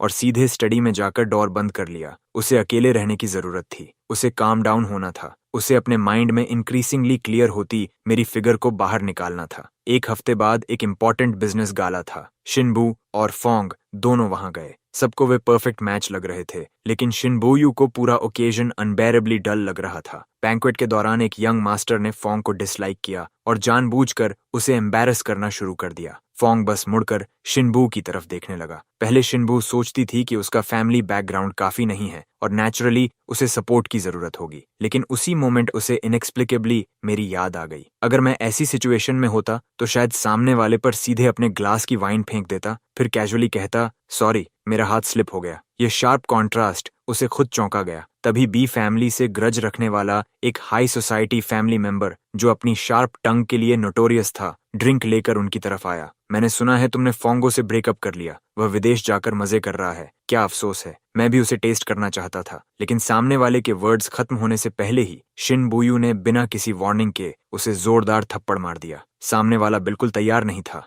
वह चीख पड़ा और सीधे जमीन पर गिर गया। उसकी नाक से तुरंत ब्लड बहने लगा। पूरा सीन डेड साइलेंस में डूब गया। हर कोई शॉक में इस सडन डेवलपमेंट को घूर रहा था। शिनबुयू नीचे जमीन पर पड़े उस इंसान को कोल्डली देख रही थी। तुम खुद को समझते क्या हो? इतना कहकर उसने न जमीन पर पड़े उस आदमी की तरफ दोबारा देखा, न शॉक्ड गेस्ट्स की तरफ। बस एक आखिरी बात छोड़ी, अपनी जुबान संभाल कर रखो। फिर इक्वली स्टन्ड फोंगशो को पकड़कर मुड़ी और वहां से चली गई। यह उसकी जिंदगी में पहली बार था कि उसने इतने इंपॉर्टेंट पब्लिक ओकेजन पर अपना कंपोजर खो दिया था, और सिर्फ इसलिए क्योंकि किसी ने कैजुअली मेरा नाम लेकर चीप बात की थी। घर लौटते समय कार के अंदर एटमॉस्फेयर बेहद ओप्रेसिव था। फोंगो थोड़ा फ्राइटेंड लग रहा था। लंबी साइलेंस के बाद उसने कॉशियसली शिनबुयू को हिंट दिया, मॉम ने आज फिर कॉल किया था, पूछ रही थी कि हम मैरिज के बारे में कब सोचेंगे। शिनबुयू ने अपनी ब्राउ दबाई। उसकी टोन पूरी डिसमिसिवनेस से भरी हुई थी। कंपनी में हाल ही में कई क्रॉस बॉर्डर मर्जर्स और एक्विजिशंस चल रहे हैं। अभी क्रिटिकल स्टेज है, मैं बहुत बिजी हूँ, बाद में बात करेंगे। देर रात शिनबू अकेली स्टडी में बैठी थी। उसने अपने फोन में एक एन्क्रिप्टेड फोटो एल्बम खोला। उसके अंदर सिर्फ एक बहुत छोटा वीडियो था। वह कई साल पहले एक फ्रेंड्स गैदरिंग का था।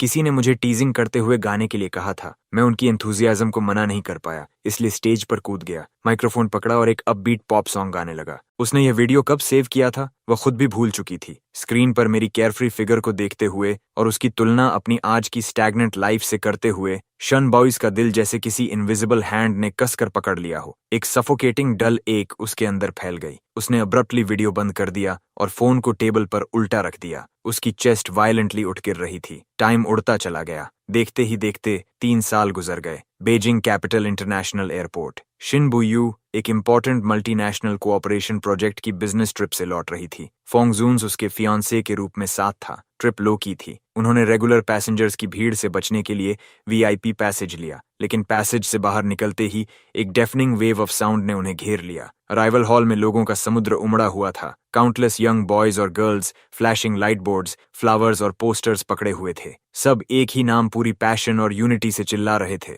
फूनो, फोंगो। आवाज इतनी तेज थी कि लग रहा था एयरपोर्ट की रूफ ही उड़ जाएगी। कई ऑर्डिनरी ट्रैवलर्स भी रुक गए और क्यूरियस होकर पूछने लगे, ये कौन है? इतना मैसिव सीन तुम्हें नहीं पता? फोंगो करंट टॉप सुपरस्टार, 3 साल पहले डेब्यू किया था। उसे मॉडर्न पैन और living thousand faced best actor कहा जाता है। मेरा नाम सुनते ही शिन बूस के फुटस्टेप्स अनकंट्रोलेबली रुक गए। उसने सबकॉन्शियसली क्राउड की डायरेक्शन फॉलो की और आखिर उसकी नजर पैसेज के ऑपोजिट साइड एक जायंट बिलबोर्ड पर जाकर टिक गई जो ह्यूज पिलर से लटका हुआ था। वह वहीं फ्रीज हो गई। उसकी आंखें उस जायंट पोस्टर पर कसकर टिक गईं। उसके आसपास का सारा नॉइज जैसे इंस्टेंट फेड हो गया। पूरी दुनिया में सिर्फ वही डैजलिंग फिगर बची थी जो किसी स्टार की तरह चमक रही थी। उसी मोमेंट फॉन्गसन्स ने भी बिलबोर्ड देख लिया। उसने इंस्टिंक्टिवली शिन बूस का हाथ और कसकर पकड़ लिया। बू, वह फूनो है। मैंने पहले ही सुना था कि वह पिछले कुछ सालों से विदेश में डेवलप कर रहा है। लगता है वह सेलिब्रिटी बन गया। प्रॉपर एल्डेस्ट सन होकर भी शोबिज जैसी जगह में चला गया।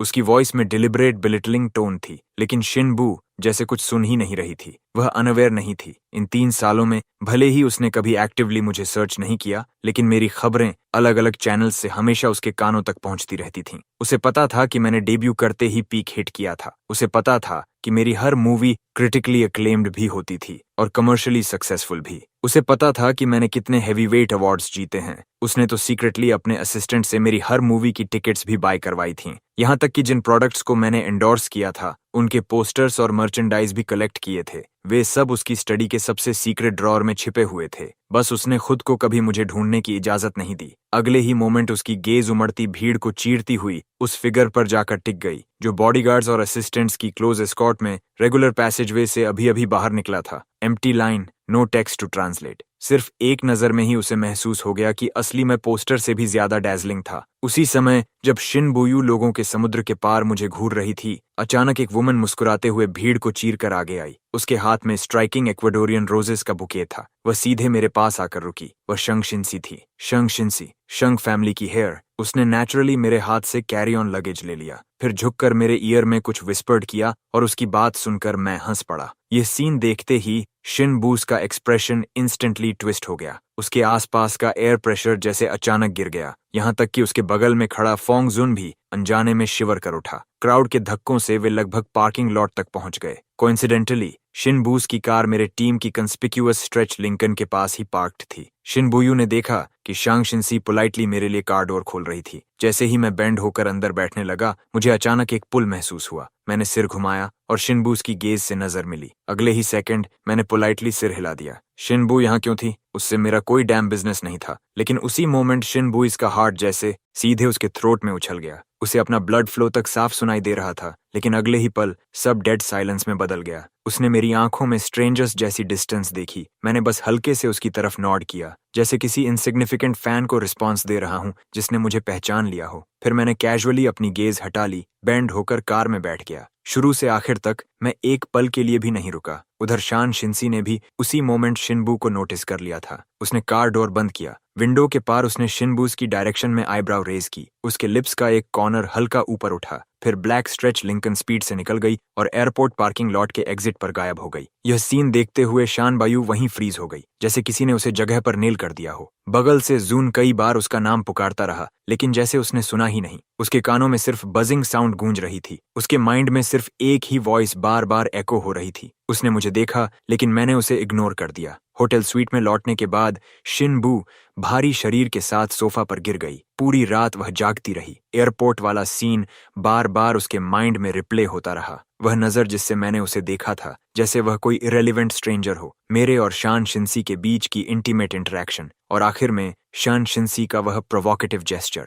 हर डिटेल पॉइजन टिप्ड नीडल्स की तरह उसकी स्किन में चुभ रही थी। तभी उसे अचानक एहसास हुआ कि वह मेरी उस गेज को सहन नहीं कर सकती जिसमें मैं उसे अजनबी की तरह देख रहा था। और उससे भी ज्यादा वह यह नहीं सह सकती थी कि कोई दूसरी वुमन मेरे साइड में खड़ी हो। जितना ज्यादा वह सोचती, उतनी ही एजिटेटेड होती जा रही थी। फिर वह अचानक उठी, लिकर कैबिनेट तक गई, स्ट्रॉन्ग स्पिरिट का एक ग्लास भरा सिर पीछे करके एक ही बार में उसे पी गई। उसके तुरंत बाद उसने फोन उठाया और अपने असिस्टेंट का नंबर डायल किया। मुझे तुरंत जिंग में फोंग शाओ का डिटेल्ड एड्रेस चाहिए, अगले पूरे वीक का उसका स्केड्यूल भी, और वह शांग शिंसी, इन पिछले 3 सालों में वह क्या करती रही है, आखिर उसका फोंगो के साथ क्या रिलेशनशिप है। मुझे सबसे थरो रिपोर्ट चाहिए, जितनी जल्दी हो सके। ऑर्डर देने के बाद वह रूम में बैक एंड फोर्थ पेसिंग करती रही, न्यूज का इंतजार करते हुए। हर मिनट और हर सेकंड अनबेरेबली लॉन्ग लग रहा था। कुछ घंटों बाद असिस्टेंट का कॉल वापस आया और उसने डिटेल्ड इन्वेस्टिगेशन रिपोर्ट सुनाई। मेरा एड्रेस और स्केड्यूल एक एक करके लिस्टेड था, लेकिन शांग शिंसी के बारे में इंफॉर्मेशन सुनते ही शिनबूस का हार्ट और ज्यादा नीचे डूबता चला गया।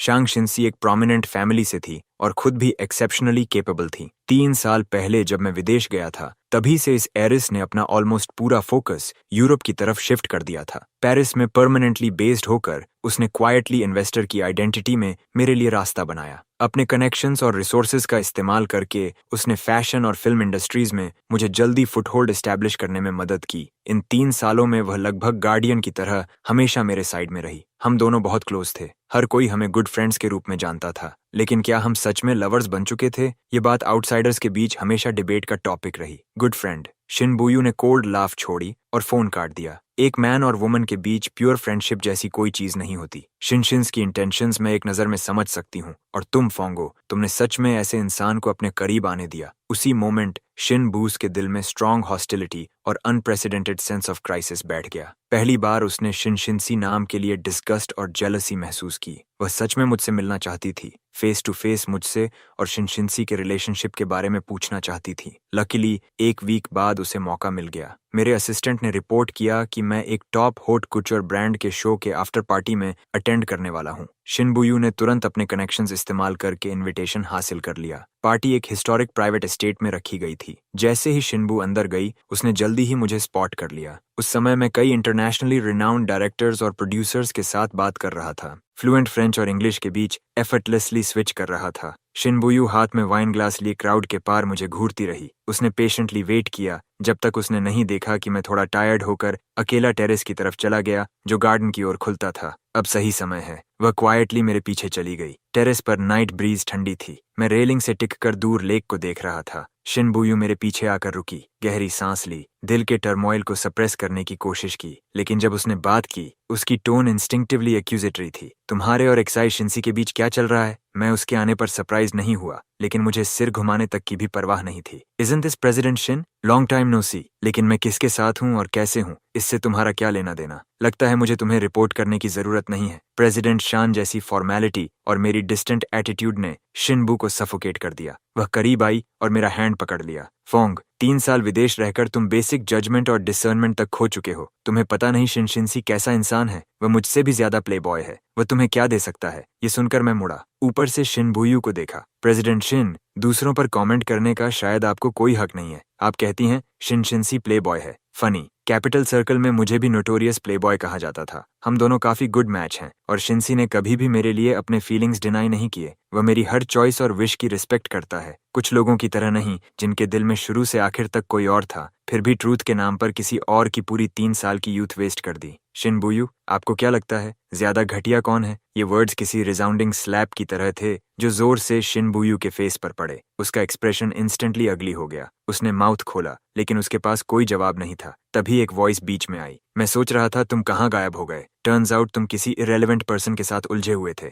शिनशिन्स अपने लॉन्ग लेग्स के साथ चलते हुए आया। उसने नेचुरली आर्म बढ़ाकर मेरी वेस्ट पकड़ ली। लॉन्ग टाइम नो सी, प्रेसिडेंट शिन। आप और मेरे बॉयफ्रेंड क्या बात कर रहे हैं? एटमॉस्फेयर कुछ प्लेजेंट नहीं लग रहा। My boyfriend. ये वर्ड सुनते ही शिनब्यू के दिमाग में बजिंग शुरू हो गई। उसकी प्यूपिल्स शार्पली कंट्रैक्ट हो गईं। उसने तुरंत सिर घुमाकर मुझे इंटेंसली घूरा, जैसे साइलेंटली प्लीड कर रही हो कि मैं इसे डिनाई कर दूं। सिर्फ हल्का सा फ्राउन ही काफी होता, लेकिन मैंने बस हल्के से अपना सिर शिनशिन्सी की तरफ टिल्ट किया, साइलेंटली उसके वर्ड्स कंफर्म करते हुए। मैंने शिनबू को दूसरी नजर तक नहीं दी। शिनशिन्सी ने शिनबूस के सारे रिएक्शंस नोटिस किए और हंसी रोक नहीं पाया। मैंने सुना है प्रेसिडेंट शिन और हमारे फूनों का कोई हिस्ट्री था, लेकिन वह सब पास्ट की बात है। अब फोंग शो मेरे साथ बहुत अच्छा है, मैं उसका ध्यान रख रहा हूँ। सो प्रेसिडेंट शिन को खुद को परेशान करने की जरूरत नहीं है। वह थोड़ा रुका। उसकी गेज मीनिंगफुली शिनबुयू के पीछे की एम्प्टी स्पेस पर गई। बाय द वे, आपने मिस्टर फोंगशुन को साथ क्यों नहीं लाया? तो इस बार आप मिस्टर फोंग के साथ फ्लिंग करने बाहर आई हैं। कितना पिटिफुल। इतना कहकर उसने शिनबू को जवाब देने का मौका तक नहीं दिया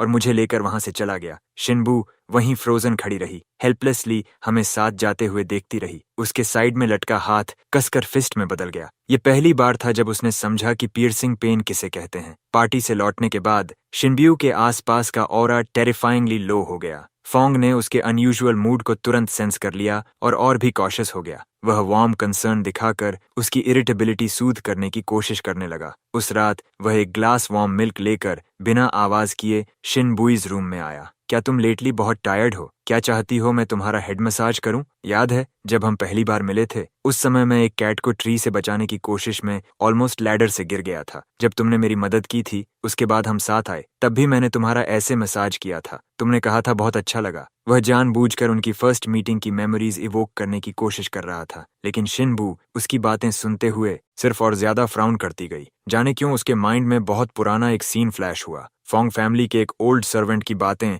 जिसने कहा था कि फोंग शून बचपन में स्मॉल एनिमल्स को डिसलाइक करता था और उसने सीक्रेटली पड़ोसी की कैट को मार डाला था। उसी मोमेंट शिनबू को मेरी कही पुरानी टॉन्ट्स याद आ गईं, जो मैंने कभी फोंग के बारे में कही थी। उसने कभी उन बातों को सीरियसली नहीं लिया था और हमेशा सोचा था कि मैं मलिशियसली उसे स्लैंडर कर रहा हूं। लेकिन इस मोमेंट अचानक उसे कुछ रियलाइज हुआ। उसी पल उसे सच का एहसास होने लगा। इसलिए उसने क्वाइटली फोंग शून्स का हाथ अपने से हटा दिया। जरूरत नहीं, मैं थोड़ी देर अकेली रहना चाहती हूँ। फोंग शून ने ज्यादा प्रेस करने की हिम्मत नहीं की और ओबीडियंटली वापस हट गया। कुछ दिनों बाद शनबूस की हाईली कैपेबल असिस्टेंट जब घर से भेजी गई ओल्ड फाइल्स ऑर्गेनाइज कर रही थी, तब उसे एक डिलिबरेटली कंसील्ड इन्वेस्टिगेशन रिपोर्ट मिली। वह रिपोर्ट मेरी मदर की फेटल कार एक्सीडेंट एनालिसिस से रिलेटेड थी। रिपोर्ट में साफ लिखा था कि क्रैश कोई सिंपल एक्सीडेंट नहीं था, उसमें ह्यूमन मैनिपुलेशन के क्लियर इंडिकेशंस थे और सबसे बड़ा बेनिफिशियरी सीधे फोंग मिंग होंग की तरफ पॉइंट कर रहा था, जिसने तेजी से रैंक्स क्लाइंब करके फोंग ग्रुप पर कब्जा कर लिया था। लगभग उसी समय शनबाइस का इनसाइड सोर्स, जो सीक्रेटली फोंग ग्रुप में प्लांटेड था, उसने भी अर्जेंट मैसेज भेजा। फोंग ग्रुप काफी समय से हॉलो शेल बन चुका था। फोंग मिंग होंग पिछले कई सालों से मैसिव पब्लिक फंड्स एम्बेजल कर रहा था, ओवरसीज ट्रांजैक्शंस के जरिए एसेट्स ट्रांसफर कर रहा था और फोंग शून और उसकी मदर लिन वान सिर्फ अवेयर ही नहीं थे, बल्कि डीपली कंप्लिसिट भी थे। फोंग ग्रुप अब ह्यूज डेट्स में डूबा हुआ था और बैंक्रप्सी के ब्रिंक पर खड़ा था। लेकिन जो चीज शिनबुयू पर बोल्ट फ्रॉम द ब्लू की तरह गिरी, वह थी इनसाइड सोर्स की भेजी सीक्रेट रिकॉर्डिंग में फोंग जून अपने सो कॉल्ड फ्रेंड से फोन पर बात कर रहा था। कंटेंट साफ था। उस समय मैं जानबूझकर उस ब्रोकन लैडर से गिरा था, कैट बचाने का नाटक करते हुए, सिर्फ शिनबुयू से टेंशन पाने के लिए। ऐसी विमेन हमेशा इसी पर फंसती हैं। उस बार मैंने खुद स्टेजिंग की थी। मुझे पता था शिनबुयू बाहर आने वाली है, इसलिए मैंने परफेक्ट टाइमिंग से उससे टकराया और क्लब वाला लाइट फिक्सचर उसे लूज करवाने के लिए मैंने किसी को पैसे दिए थे। मैं चाहता था कि वह जोर से हिट करे, लेकिन बस ग्रेज करके निकल गया। फिर भी इफेक्ट वही हुआ। फोंग शाओ खुद को समझता क्या है? क्या वह मेरे साथ कंपीट करने के लायक भी है? शिनबूस का दिल शुरू से आखिर तक सिर्फ मेरा था। बस थोड़ा सा ट्रिक इस्तेमाल किया और वह फंस गई। यहाँ तक कि उसने फोंग शाओ को डेज तक लॉकअप भी करवा दिया। उसी मोमेंट तक शिनबुयू आखिर पूरी ट्रूथ देख पाई। वह व्हाइट मूनलाइट, जिस पर उसने हमेशा विश्वास किया था, शुरू से आखिर तक केयरफुली प्लान्ड डिसेप्शन था। और जो हर्ट उसने मुझे पहुंचाया, वह सब इन्हीं लाइज पर बिल्ट था। वह खुद सिर्फ एक कंप्लीट फूल थी, जिसे इस मदर और सन ने अपनी पाम्स में टॉय की तरह खेला। शिनबुयू लड़खड़ाई और सीधे घुटनों के बल जमीन पर गिर गई। उसका चेहरा पेपर की तरह पेल हो गया था। उसने तुरंत लोगों को भेजकर फोंग जून को अपने रूम में बुलवाया। जब शिनबुयू ने वे आयरन क्लैड एविडेंसेस सीधे फोंग जून के सामने फेंके, तो शुरुआत में फोंग शून क्विबल करने की कोशिश करता रहा, लेकिन कंक्लूसिव एविडेंस और शिनबूस प्रेशर के सामने आखिर उसका मेंटल स्टेट पूरी तरह कोलैप्स हो गया। वह सीधे जमीन पर गिर पड़ा और सब कुछ कन्फेस कर दिया। शिनबू, ये सब इसलिए क्योंकि मैं तुमसे बहुत ज्यादा प्यार करता था। मैं अपने दिमाग में नहीं था। मैं बस चाहता था कि तुम मेरी ज्यादा केयर करो। आई एम सॉरी, मैं गलत था। सच में मुझे अपनी गलती समझ आ गई है। मुझे एक और चांस दो। शिनबुयू ऊपर से फोंग्स के ट्विस्टेड एक्सप्रेशन और अगली अपीयरेंस को कोल्डली देखता रहा। उसके दिल में स्लाइटेस्ट पिटी भी नहीं थी। उसे सिर्फ डिस्गस्ट महसूस हो रहा था। उसी समय उसके माइंड में अनकंट्रोलेबली मेरा फेस उभर आया। अपनी सबसे एम्बैरेसिंग और सबसे पेनफुल मोमेंट्स में भी मैंने कभी फोंग की तरह ग्रोवल नहीं किया था। उसी पल उसे आखिर समझ आया कि उसकी इन्फैचुएशन की असली वजह हिपोक्रिटिकल फोंग जू नहीं था। वह व्हाइट मूनलाइट इल्यूजन जो लाइज पर बिल्ड थी, नहीं थी। बल्कि असली वजह था जीवंत और रियल में, जिसने सब कुछ सहने के बावजूद उसे बिना रिजर्वेशन के अपना सिंसियर हार्ट और वार्मथ दिया था। उसका सो कॉल्ड रिस्पॉन्सिबिलिटी और ओल्ड फीलिंग्स सिर्फ सेल्फ डिसेप्शन थे। ट्रूथ सामने आने के बाद शन बुयू ने आफ्टरमाथ को बेहद स्विफ्ट और डिसाइसिव तरीके से हैंडल किया। उसने फोंग मिंग होंग को सारे इलीगली ऑक्यूपाइड एसेट्स तुरंत रिटर्न करने का ऑर्डर दिया। फिर अपने कनेक्शंस इस्तेमाल करके फोंग जून और उसकी मदर के क्राइम्स में इन्वॉल्वमेंट के एविडेंसेस अथॉरिटीज तक पहुंचा दिए। उसने बिना हेजिटेशन के फोंग के साथ कंप्लीटली ब्रेकअप कर लिया, सारे टाइज काट दिए। लेकिन यह सब करने के बाद भी उसे रिलीफ नहीं मिला, सिर्फ एम्प्टीनेस महसूस हुई। ब्रदर फोंग, मुझे बहुत टेरिबल लग रहा है। तुम कहाँ हो? मैं तुमसे मिलना चाहती हूँ, तुम्हारी फॉरगिवनेस चाहती हूँ, चाहे 10,000 में सिर्फ एक चांस ही क्यों ना हो। पहली बार उसने अपना सारा प्राइड और स्टेटस साइड में रख दिया। वह उस विला के नीचे इंतजार करने लगी जिसका एड्रेस उसके असिस्टेंट ने ढूंढा था। शाम के 7 बजे थे। उसके हाथ में एक एक्सक्विजिट पेपर बैग था। उसके अंदर उस ओल्ड ब्रांड डिजर्ट शॉप का सिग्नेचर केक रखा था, जिसे मैं पहले बहुत पसंद करता था, स्पेशली एयर फ्रेटेड। उसे याद था कि मुझे स्वीट्स बहुत पसंद हैं, खासकर जब मेरा मूड खराब होता। कुछ स्वीट खाकर मैं पूरी तरह रिलैक्स हो जाता था। लेकिन वह पूरी रात कार में इंतजार करती रही। उसकी आंखें ब्लड शॉट हो गईं, उसका चेहरा हैगर्ड और डिशेवल्ड लगने लगा। सुबह होने लगी तब जाकर उसने एक फेमिलियर स्पोर्ट्स कार को विला के सामने रुकते देखा। मैं ड्राइवर सीट से बाहर निकला, पैसेंजर साइड जाकर शान शिंसी के लिए डोर खोला। शान शिंसी ने मेरे हेयर रफल किए और कुछ कहा जो वह सुन नहीं पाई, लेकिन उसकी बात पर मैं हंस पड़ा। यह सीन पूरी तरह शिन बाइस की आंखों में चुभ गया, इसीलिए उसने तुरंत कार डोर खोला और जल्दी से हमारी तरफ बढ़ी। फोंगियो, हमें बात करनी है। मेरी आवाज सुनकर मैं मुड़ा। शिनबुयू को देखकर मैंने तुरंत ब्राउज फरो कर लिए। शिनबुयू, तुम यहाँ क्यों हो? हमारे बीच बात करने लायक कुछ नहीं है। वेट। शिनबुयू एंग्शियसली आगे बढ़ी। उसने घबराहट में अपना फोन निकाला और एविडेंसेस दिखाने लगी। ब्रदर फोंग, मेरी बात सुनो। मैंने फोंग फैमिली और उसकी फैमिली के सारे काम इन्वेस्टिगेट कर लिए हैं। तुम्हें ब्लेम करना मेरी गलती थी। उस साल गार्डन वाला इंसिडेंट, क्लब का लाइट स्टैंड और तुम्हारी मदर्स कार एक्सीडेंट, इनमें से कोई भी एक्सीडेंट नहीं था। सब उन्होंने किया था। मैं स्टूपिड थी, मैं ब्लाइंड थी। उन्होंने मुझे फूल बना दिया, लेकिन उसके फिनिश करने से पहले ही मैंने हाथ उठाकर उसे रोक दिया। ये सुनकर शिनबू स्टन्ड रह गई। ट्रूथ सामने आ गई। फिर शिनबू, मैं हंस पड़ा। हाँ, क्या तुम्हें लगा मैं रोते हुए तुम्हारे पास भागूंगा और कहूंगा फाइनली तुम्हें सच पता चल गया, चलो फिर साथ हो जाते हैं? शिनबुयू, तुम्हारी अपॉलॉजी और तुम्हारा रिग्रेट मेरे लिए किसी काम का नहीं है।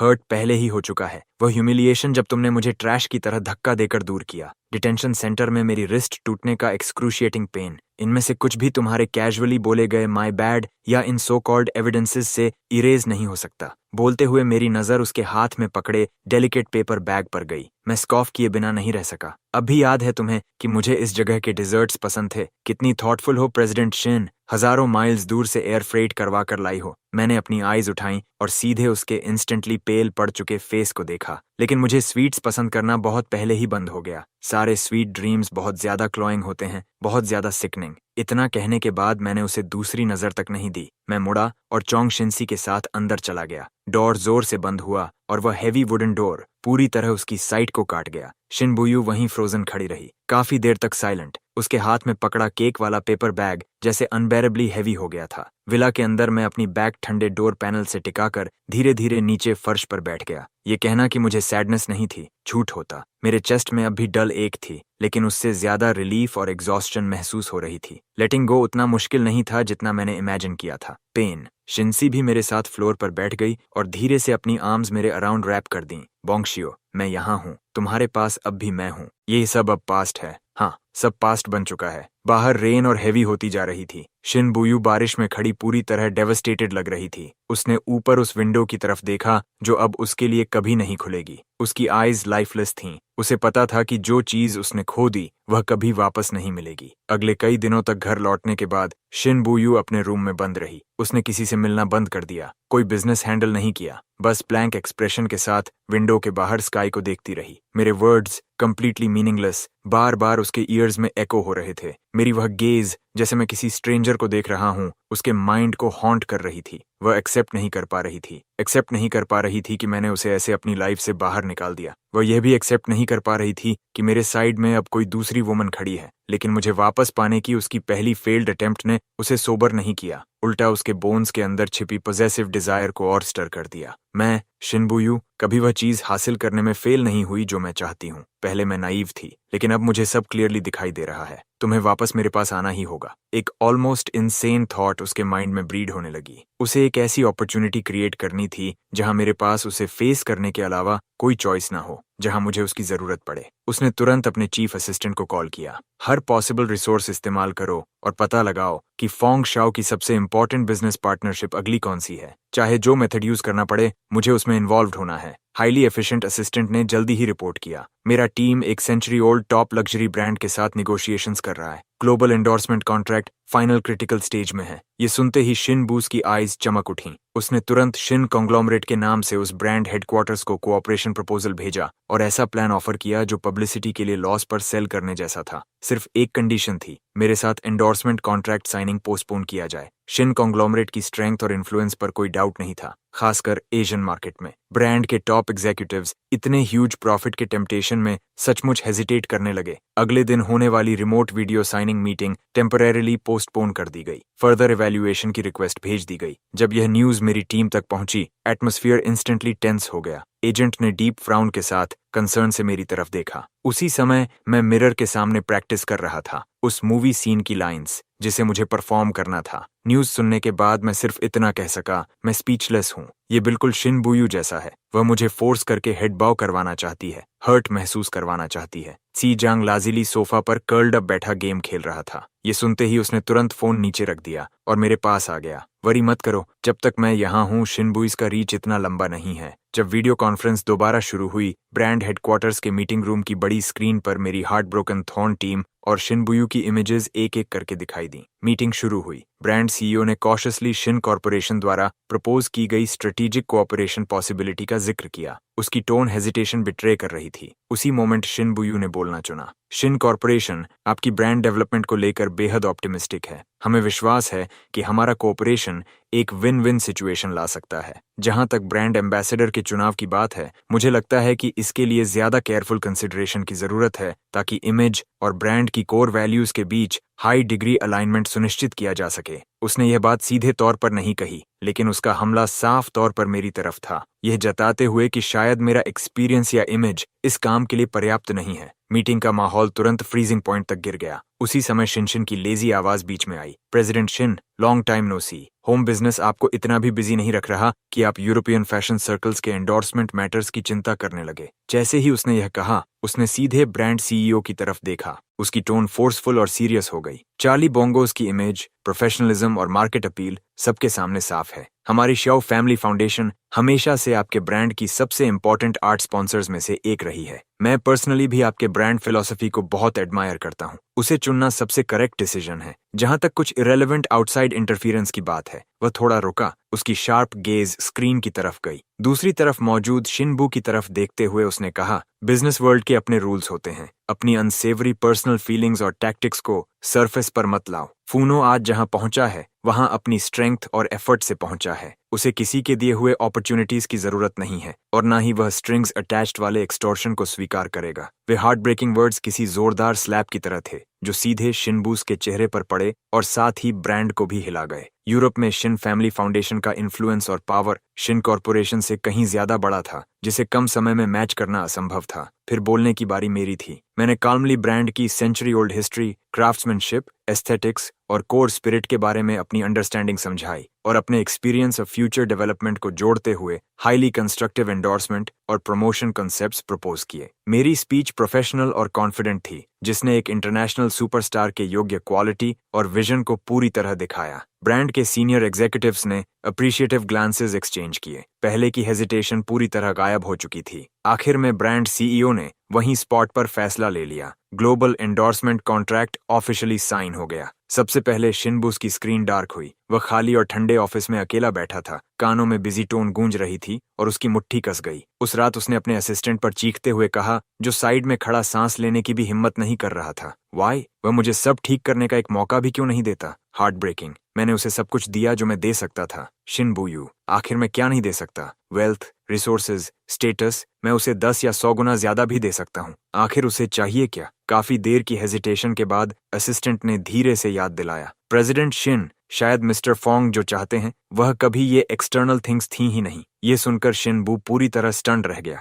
ये नहीं तो फिर क्या? पहली बार उसने सच में उस सवाल के बारे में सोचना शुरू किया जिस पर उसने कभी गहराई से ध्यान नहीं दिया था। क्या वह अनरिजर्व ट्रस्ट था या अनवेवरिंग चॉइस? या फिर उसका लव? बार बार सोचने के बाद भी वह जवाब नहीं समझ पाया। तभी जब शिनबुयू गहरी सोच में डूबा था, अचानक आई एक न्यूज ने उसे पैनिक में डाल दिया। Breaking news. सदर्न फ्रांस के एल्प्स में लगातार हैवी रेन की वजह से मैसिव फ्लैश फ्लड्स और मड स्लाइड्स आ गए। कई विलेजेस और टाउन्स की कम्युनिकेशंस कट हो गईं, रोड्स डिस्ट्रॉय हो चुके थे। सिचुएशन क्रिटिकल थी और असिस्टेंट की अर्जेंट अपडेट में दिखा कि मैं उसी एरिया में आखिरी बार देखा गया था। मुझे इंटरनेशनल चिल्ड्रंस फाउंडेशन के चैरिटी फोटोशूट में पार्टिसिपेट करने के लिए सबसे सिवियरली अफेक्टेड टाउन के पास इनवाइट किया गया था। फिलहाल पूरे एरिया की कम्युनिकेशंस पूरी तरह डाउन थीं। किसी को नहीं पता था कि वहां लोग अलाइव हैं या डेड। उसी समय शिनबू ग्रुप के अगले 10 इयर्स के स्ट्रेटेजिक डायरेक्शन पर एक क्रूशियल बोर्ड मीटिंग चेयर कर रहा था। जैसे ही उसने असिस्टेंट की रिपोर्ट सुनी, वह अचानक हेड टेबल की अपनी सीट से खड़ा हो गया।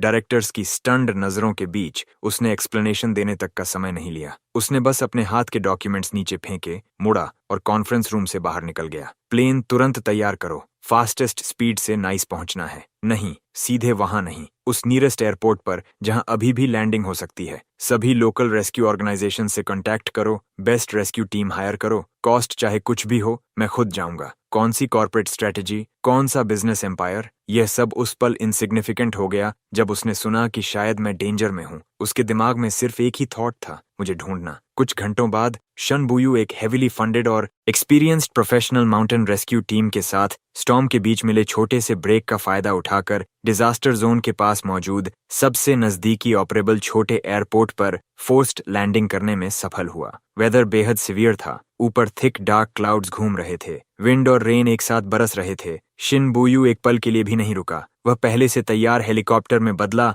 और सीधे लॉस्ट कॉन्टैक्ट एरिया की तरफ उड़ गया। लेकिन हेलीकॉप्टर सीधे लैंड नहीं कर सकता था, वह सिर्फ एक रिलेटिवली सेफ जोन में हवर कर सकता था। क्रू की वार्निंग्स को इग्नोर करते हुए वह सबसे पहले रोप से नीचे मडी ग्राउंड पर उतरा। रेस्क्यू टीम लीडर ने आगे की रोड को देखा, जो फ्लड से बह चुकी थी और लैंडस्लाइड्स व टूटे पेड़ों से भरी हुई थी। उसने अर्जेंटली उसे रोकने की कोशिश की। मिस शर, आगे का रास्ता बहुत डेंजरस है, मड स्लाइड अभी भी जारी है, आप अंदर नहीं जा सकते। Stop talking nonsense. शिनबूस की आंखें ब्लड शॉट थीं। वह सबसे आगे चलते हुए फ्लड वाटर्स में घुस गया। पानी उसकी काव्स से ऊपर तक पहुंच रहा था, आइसी और पियर्सिंग कोल्ड। लगातार रॉक्स स्लोप से नीचे गिर रहे थे। फियर्स विंड लोगों को गिराने वाली थी। तभी अनदर स्मॉल लैंडस्लाइड से बचते वक्त एक रोलिंग स्टोन अचानक उसके पीछे के बैकपैक से टकराई। वही पैक जिसमें वाइटल रेस्क्यू इक्विपमेंट था। बिना एक सेकंड सोचे शिनबुयू इंस्टिंक्टिवली उस पैक के सामने कूद पड़ा, लेकिन स्टोन के शार्प एज ने उसकी लेफ्ट आर्म को चीर दिया। घाव इतना डीप था कि बोन तक दिखाई दे रही थी। मिस शान नाम की एक टीम मेंबर चीख पड़ी और उसका बैंडेज करने लगी, लेकिन शिनबू को लगा यह टाइम वेस्ट है। उसने बस कपड़े की एक स्ट्रिप फाड़ी और रफली वूंड पर बांध दी। दांत भींचते हुए वह आगे बढ़ता रहा। 10 घंटे से ज्यादा बिना स्लीप या रेस्ट के बाद उन्होंने आखिरकार मुझे एक प्राइमरी स्कूल की डिलैपिडेटेड क्लासरूम में ढूंढ लिया, जो थोड़ी ऊंचाई पर होने की वजह से बच गई थी, लेकिन फ्लड वाटर्स से घिरकर आइसोलेटेड आइलैंड बन चुकी थी। उस समय मैं कुछ टीचर्स के साथ दर्जनों डरे हुए चिल्ड्रन को कंफर्ट कर रहा था। मेरे बाल बिखरे हुए थे, चेहरा पेल था और क्लोथ्स डर्टी स्टेन्ड थे, लेकिन मैं फिर भी काम था। मैं खुद बच्चों को स्टोरीज सुना रहा था ताकि उनका फियर कम हो सके। जब शिनबुयू, जो मड से ढका हुआ था और जिसके पूरे शरीर पर ब्लड स्टेन्स लगे थे, लड़खड़ाता हुआ क्लासरूम डोर पर दिखाई दिया तो सब स्टन्ड रह गए। मैं भी। जिस पल मैंने ऊपर देखा और उसे देखा, मेरा चेहरा डिसबिलीफ और शॉक से भर गया। हमारी आंखें मिली। कुछ सेकंड्स के लिए टाइम जैसे फ्रीज हो गया। शिनबुयू ने मुझे वहां अनहार्म्ड खड़े देखा। कई दिनों से उसके ऊपर छाया एंग्जाइटी आखिरकार कम हो गई। उसने अपनी आर्म के अनबेरेबल पेन को इग्नोर किया, अपनी अटरली डिशेवल्ड हालत को इग्नोर किया और सबकी एस्टोनिश्ड नजरों के बीच कुछ तेज कदमों में मेरे पास पहुंच गया। उसने मुझे टाइटली अपनी आर्म्स में खींच लिया। फिर वह बार बार एक ही बात दोहराने लगा, थैंक गुडनेस यूर सेफ। मैं उसकी बाहों में कसकर पकड़ा गया था। मैं साफ महसूस कर सकता था उसका वायलेंट हार्ट बीट और ट्रेम्बलिंग बॉडी। उसी मोमेंट मैंने उसकी बैक पर हल्के से हाथ रखा। फिर मैंने उसे फर्मली लेकिन रफली नहीं, खुद से दूर कर दिया। थैंक यू प्रेसिडेंट शिन, मुझे रेस्क्यू करने के लिए डेंजर उठाने पर मैं आपका एक फेवर ओ करता हूँ। मैंने इसे नोट कर लिया है। शिनबुइस की आर्म्स अचानक खाली हो गईं। मेरा काल्म एक्सप्रेशन देखकर उसके चेहरे की स्माइल तुरंत गायब हो गई। वह काफी देर तक वहीं फ्रोजन खड़ा रहा। तभी बाहर से हेलीकॉप्टर लैंडिंग की आवाज आई। शिनशिनसी दूसरी रेस्क्यू टीम और सप्लाईज के साथ पहुंच चुका था। वह क्लासरूम में घुसते ही सबसे पहले मुझे ढूंढने लगा। जब उसने देखा कि मैं अनहार्म्ड हूं तो उसने विजिबली राहत की सांस ली। फिर उसकी नजर शिनबुयू पर जाकर टिक गई। शिनबुयू के वुंड्स को देखकर उसका चेहरा डार्क हो गया। वह तुरंत अलर्ट हो गया। मेकशिफ्ट शेल्टर के अंदर मेडिकल स्टाफ शिनबूस के वुंड्स को क्लीन और बैंडेज कर रहे थे। वुंड बहुत डीप था और स्टिचेस की जरूरत थी, लेकिन शिनबुयू को जैसे पेन महसूस ही नहीं हो रहा था। उसकी आईज लगातार मेरी तरफ जा रही थीं, जबकि मैं पास में बिजी था। उसने अपने बगल में खड़े असिस्टेंट से क्वाइटली पूछा। जब उसने अभी मेरी इंजरी देखी, क्या उसके चेहरे पर कंसर्न की एक भी ट्रेस थी? असिस्टेंट ने अपने बॉस के पेल और स्टबर्न प्रोफाइल को देखा और साइलेंटली अपना सिर झुका लिया। आंसर साफ था। डिजास्टर जोन का रेस्क्यू ऑपरेशन किसी झील में फेंके गए बड़े पत्थर की तरह था, जिसने सबके दिलों में भारी लहरें पैदा कर दी थीं। शिनशिनसी ने अपनी आंखों से देखा था कि कैसे शिनबुयू मेरी खातिर अपनी जान तक रिस्क में डाल सकता है। इससे उसे एक अनप्रेसिडेंटेड और रियल क्राइसिस महसूस हुआ। उसे एहसास हुआ कि शिनबायूस की फीलिंग्स मेरे लिए उसकी कल्पना से कहीं ज्यादा डीप थीं। वह अब और वेट नहीं कर सकता था। इसलिए डिजास्टर जोन में रेस्क्यू वर्क मोस्टली स्टेबल होने के बाद उस रात जब मेरी टीम और मैं वापस होम लौटने वाले थे, शिनशिनसी ने कोई ग्रैंड स्पेक्टिकल अरेंज नहीं किया। इंस्टेड उसने टेम्पोररी शेल्टर के पास एक छोटे हिलसाइड पर क्वाइट मोमेंट चुना, जहां स्टार्स साफ दिखाई दे रहे थे। वहां सिर्फ हम दोनों थे। नाइट ब्रीज कूल थी। शिनशिनसी ने मेरी तरफ देखा। मैं स्टारी स्काई को देख रहा था। उसने डीप ब्रेथ ली और आगे बढ़कर स्टारी स्काई को ब्लॉक कर दिया। ब्रदर फोंग, एक बात है जो मैं बहुत लंबे समय से सोच रहा हूँ। मुझे लगता है अब तुम्हें बता देना चाहिए। मुझे पता है कि शायद तुमने हमेशा सोचा कि बचपन में मैं तुम्हारे खिलाफ था, एक अनोइंग शैडो की तरह। एक्चुअली ऐसा इसीलिए था क्योंकि मुझे नहीं पता था कि तुम्हारा अटेंशन कैसे पाऊं। तुम बहुत डैजलिंग थे, जैसे लिटिल सन, हमेशा लोगों से सराउंडेड रहते थे। मैं सिर्फ उसी क्लमजी तरीके का इस्तेमाल कर सकता था ताकि कम से कम तुम्हें याद रहे कि मैं एग्जिस्ट करता हूँ। बाद में जब मैं बड़ा हुआ, मैं पूरा दिन बार्स में घूमता रहता था। एक्चुअली ऐसा इसलिए था क्योंकि जब भी मैं तुम्हें शिनबुयू के साथ देखता था, मेरा हार्ट हर्ट होता था और मुझे समझ नहीं आता था क्या करूं। मैं सिर्फ खुद को नम कर सकता था और साथ ही यह उम्मीद करता था कि तुम मुझे देखो। हार्ट ब्रोकन कि ऐसा नहीं है कि कोई तुम्हें चाहता नहीं। वे 3 साल जब मैं अब्रॉड गया, मैं तुरंत तुम्हारे पीछे चला आया, किसी और रीजन से नहीं, सिर्फ इसीलिए क्योंकि मैं तुम्हें पसंद करता हूँ। मैं तुम्हें तब से पसंद करता हूँ जब हम बहुत छोटे थे। ये वर्ड सुनकर मैं लंबे समय तक साइलेंट रहा। इन 3 सालों में हार्ट ब्रोकन वर्ड्स मेरे लिए कितना अच्छा रहा था। हर छोटी बात मुझे याद थी। उसने फॉरेन लैंड में पहुंचने की लोनलीनेस के दौरान मेरा साथ दिया। जब मेरा करियर रफ पैच में था, तब साइलेंटली सपोर्ट किया। जब मैं सिक था, पूरी रात मेरे साइड में रहा। मेरे हर डिसीजन का रिस्पेक्ट किया, कभी मुझ पर प्रेशर नहीं डाला। उसी मोमेंट हार्ट ब्रोकन वर्ड्स अचानक क्राउच डाउन हुआ और उसने मेरा हैंड पकड़ लिया। बोंगशियो, मुझे पता है तुम्हारे दिल में अभी भी वुंड्स हैं। तुमने अभी तक पास्ट को पूरी तरह लेट गो नहीं किया है। मैं हरी में नहीं हूँ। मैं वेट कर सकता हूँ। मैं सिर्फ तुमसे पूछना चाहता हूँ, क्या तुम मुझे एक चांस दे सकते हो? मुझे तुम्हारे साथ प्रॉपरली ट्रीट करने दो, तुम्हारी गर्लफ्रेंड की तरह। मैंने हार्ट ब्रोकन वर्ड्स की तरफ देखा। ये वुमन जो मेरे साथ लाफ्टर और टीयर्स के बीच बड़ी हुई थी, फिर भी मेरे हार्डेस्ट टाइम्स में कभी मुझे छोड़कर नहीं गई। मैं काफी देर तक साइलेंट रहा, इतना कि हार्ट ब्रोकन वर्ड्स का दिल लगभग बॉटम तक सिंक हो गया। आखिर में मैंने जेंटली सिर हिला दिया। मेरे चेहरे पर स्माइल आ गई। तुमने मुझसे कन्फेस किया है, मुझे एक्सेप्ट करना ही पड़ेगा। यह सुनते ही शान शिन सीआई इंस्टेंटली एक्सटेटिक हो गया। एक्साइटेड होकर उसने मुझे अपनी आर्म्स में खींच लिया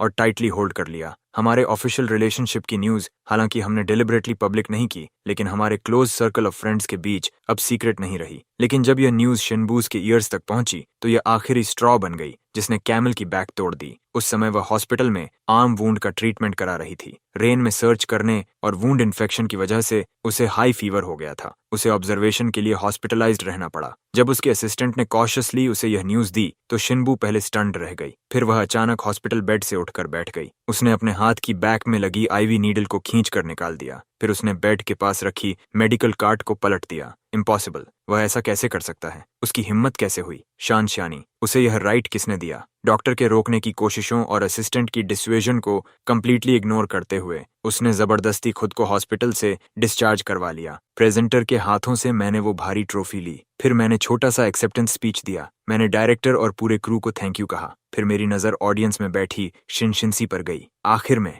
मैं खास तौर पर एक इंसान को थैंक यू कहना चाहता हूँ, मेरी बिलवड शिनशिनसी। हमेशा मेरे साथ रहने के लिए, मुझे सपोर्ट और स्ट्रेंथ देने के लिए धन्यवाद। ये ट्रॉफी आधी तुम्हारी भी है। कैमरा तुरंत शिनशिनसी पर फोकस हो गया। वो खड़ा हुआ और स्टेज पर मुझे फ्लाइंग किस दी। उसी पल शिनबुयू ने अचानक टेलीविजन बंद कर दिया। अंधेरे में वो भारी सांसें लेने लगी। नहीं, मैं ऐसे बस देखती नहीं रह सकती। मुझे कुछ करना होगा। अवार्ड सेरेमनी के बाद celebration banquet official festival hotel में देर रात तक चला। उसके बाद मैं और शिनबायू असिस्टेंट्स और बॉडीगार्ड्स से घिरे अंडरग्राउंड पार्किंग लॉट की तरफ बढ़े, लेकिन जैसे ही हम कार तक पहुंचे, एक शैडो लड़खड़ाते हुए पिलर के पीछे से निकली और हमारा रास्ता रोक लिया। वो शिनबुयू थी। उसने मुझे लाल आंखों से घूरा। चलो बात करते हैं, सिर्फ 5 मिनट्स नहीं, 3 मिनट्स ही सही। मुझे एक आखिरी मौका दे दो। मैं तुमसे भीख मांग रही हूँ। तुम्हारे बिना मैं सच में जी नहीं सकती। ये देखकर शिनशिनसी तुरंत आगे आ गया। शिनबुयू, खुद को देखो, तुम क्या बन चुकी हो। होश में आओ। फुनियो अब मेरे साथ है, वो बहुत खुश है। प्लीज उसकी जिंदगी डिस्टर्ब मत करो। खुश? तुम्हें क्या हक है उसे हैप्पीनेस देने का? तुम उसके बारे में क्या जानते हो? क्या तुम्हें पता है उसे सर्दियों में ठंड से डर लगता है और सोते वक्त वो ब्लैंकेट खींच लेता है? क्या तुम्हें पता है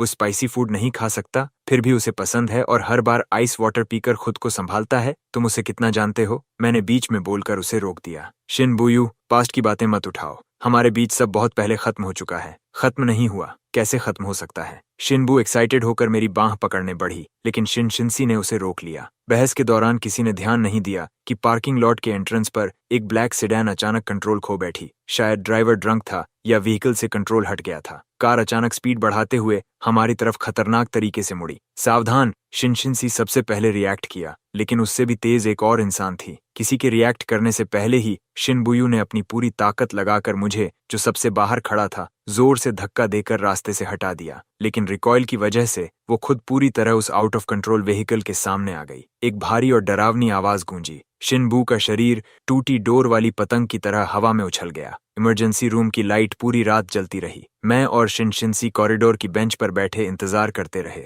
आखिरकार इमरजेंसी रूम का दरवाजा खुला। डॉक्टर थके हुए बाहर आए और बताया कि शिनबू की इंजरीज बेहद गंभीर थीं। मल्टीपल फ्रैक्चर्स, इंटरनल ब्लीडिंग, लेकिन पूरी कोशिशों के बाद फिलहाल उसकी जान बचा ली गई थी। उसे आईसीयू में ऑब्जर्वेशन के लिए शिफ्ट किया गया, लेकिन वो अभी भी क्रिटिकल कंडीशन से बाहर नहीं थी और क्लोज मॉनिटरिंग की जरूरत थी। मैंने राहत की सांस ली, लेकिन दिल अब भी भारी था। एक और दिन रात आईसीयू के बाहर जागकर बिताने के बाद आखिरकार शिनबुयू की वाइटल साइंस स्टेबल हुई और उसे जनरल वार्ड में शिफ्ट कर दिया गया। शिनशिनसी मेरे साथ उसे देखने अंदर आई। शिनबुयू सफेद हॉस्पिटल बेड पर लेटी थी। उसके शरीर में कई ट्यूब्स लगी थीं। उसका चेहरा इतना पेल, कमजोर और दुबला हो चुका था कि पहचानना मुश्किल था। लेकिन जैसे ही उसने मुझे अंदर आते देखा, उसकी आंखें अचानक चमक उठीं। वो मुश्किल से आवाज निकाल पाई। फोंगस्यो! शिनशिनसी ने मेरे कंधे पर हाथ रखा, इशारे से कहा कि वो बाहर वेट करेगी, फिर समझदारी से डोर बंद कर दिया। मैं बेड साइड तक गया और चेयर पर बैठ गया। डॉक्टर ने कहा तुम फिलहाल डेंजर से बाहर हो। शिनबू लालच भरी नजरों से मेरा चेहरा देखती रही। उसने मुश्किल से अपनी वो हाथ उठाई जिसमें आईवी नहीं लगी थी, जैसे मुझे छूना चाहती हो। लेकिन जब उसने मेरी आंखों में दूरी देखी, उसका हाथ कमजोर होकर नीचे गिर गया। आई एम सॉरी फोंगो, उसने रुक रुक कर बोलना शुरू किया। शुरुआत में कैसे वो फोंगजू के झूठ में फंस गई थी, फिर कैसे उसे अपनी असली फीलिंग्स का एहसास हुआ,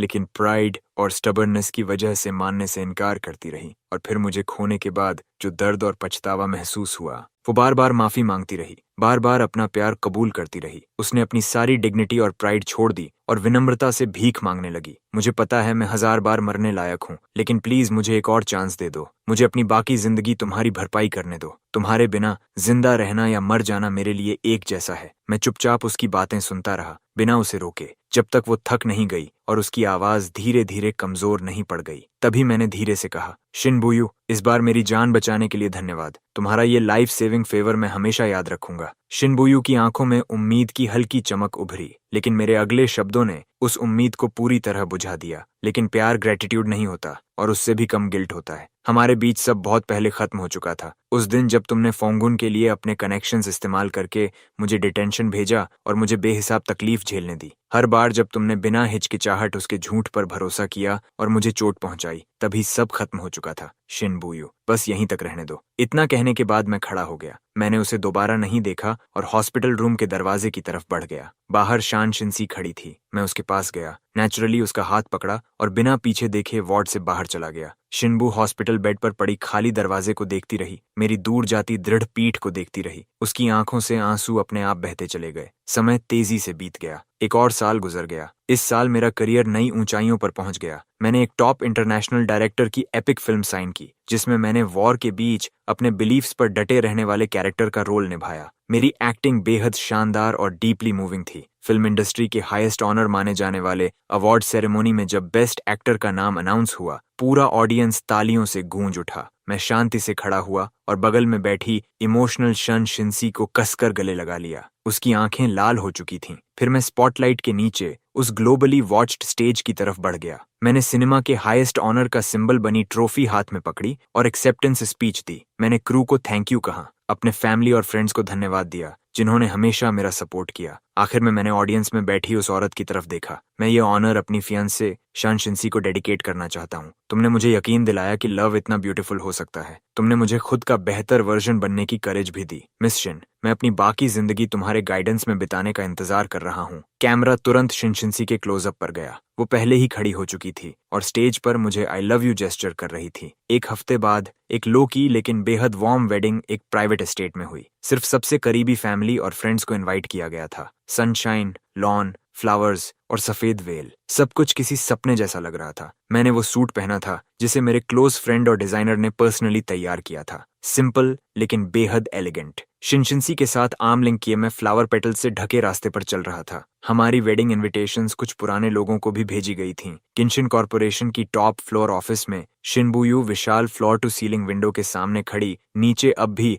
बस्टलिंग सिटी को देख रही थी। वो 1 साल पहले से भी ज्यादा पतली लग रही थी। डेस्क पर एक डेलिकेट वेडिंग इनविटेशन रखा था, अनटच्ड। वेडिंग के दिन वो नहीं गई। वो सिर्फ उसी ऑफिस में आई थी जहां कभी मेरे और उसके बीच अनगिनत उलझनें रही थीं। तभी अचानक फोन स्क्रीन जगमगा उठी। अननोन नंबर से एक टेक्स्ट आया था। कोई शब्द नहीं, सिर्फ एक फोटो। फोटो में मैंने सूट पहना हुआ था, चमकती धूप के नीचे खड़ा था और कैमरा की तरफ बेहद खुशी से मुस्कुरा रहा था। कुछ सेकंड्स बाद एक और मैसेज आया। उसमें सिर्फ एक सेंटेंस था, शिनबुयू, मैं तुम्हें माफ करता हूँ और मैंने खुद को भी छोड़ दिया है। अपना ख्याल रखना, शिनबुयू। वो उन शब्दों और उस फोटो को घूरती रह गई जैसे किसी भारी चीज ने उसके दिल पर चोट मारी हो। कांपते हाथों से उसने स्क्रीन को छुआ, मेरी खुश मुस्कान को ट्रेस किया। आखिरकार उसके आंसू बेकाबू होकर बह निकले। बड़े बड़े आंसू फोन स्क्रीन पर गिरने लगे। वो एक साथ रो भी रही थी और हंस भी रही थी, बिल्कुल एक पागल औरत की तरह। आखिर में उसने फोन को कसकर, बहुत कसकर अपने जलते हुए सीने से लगा लिया।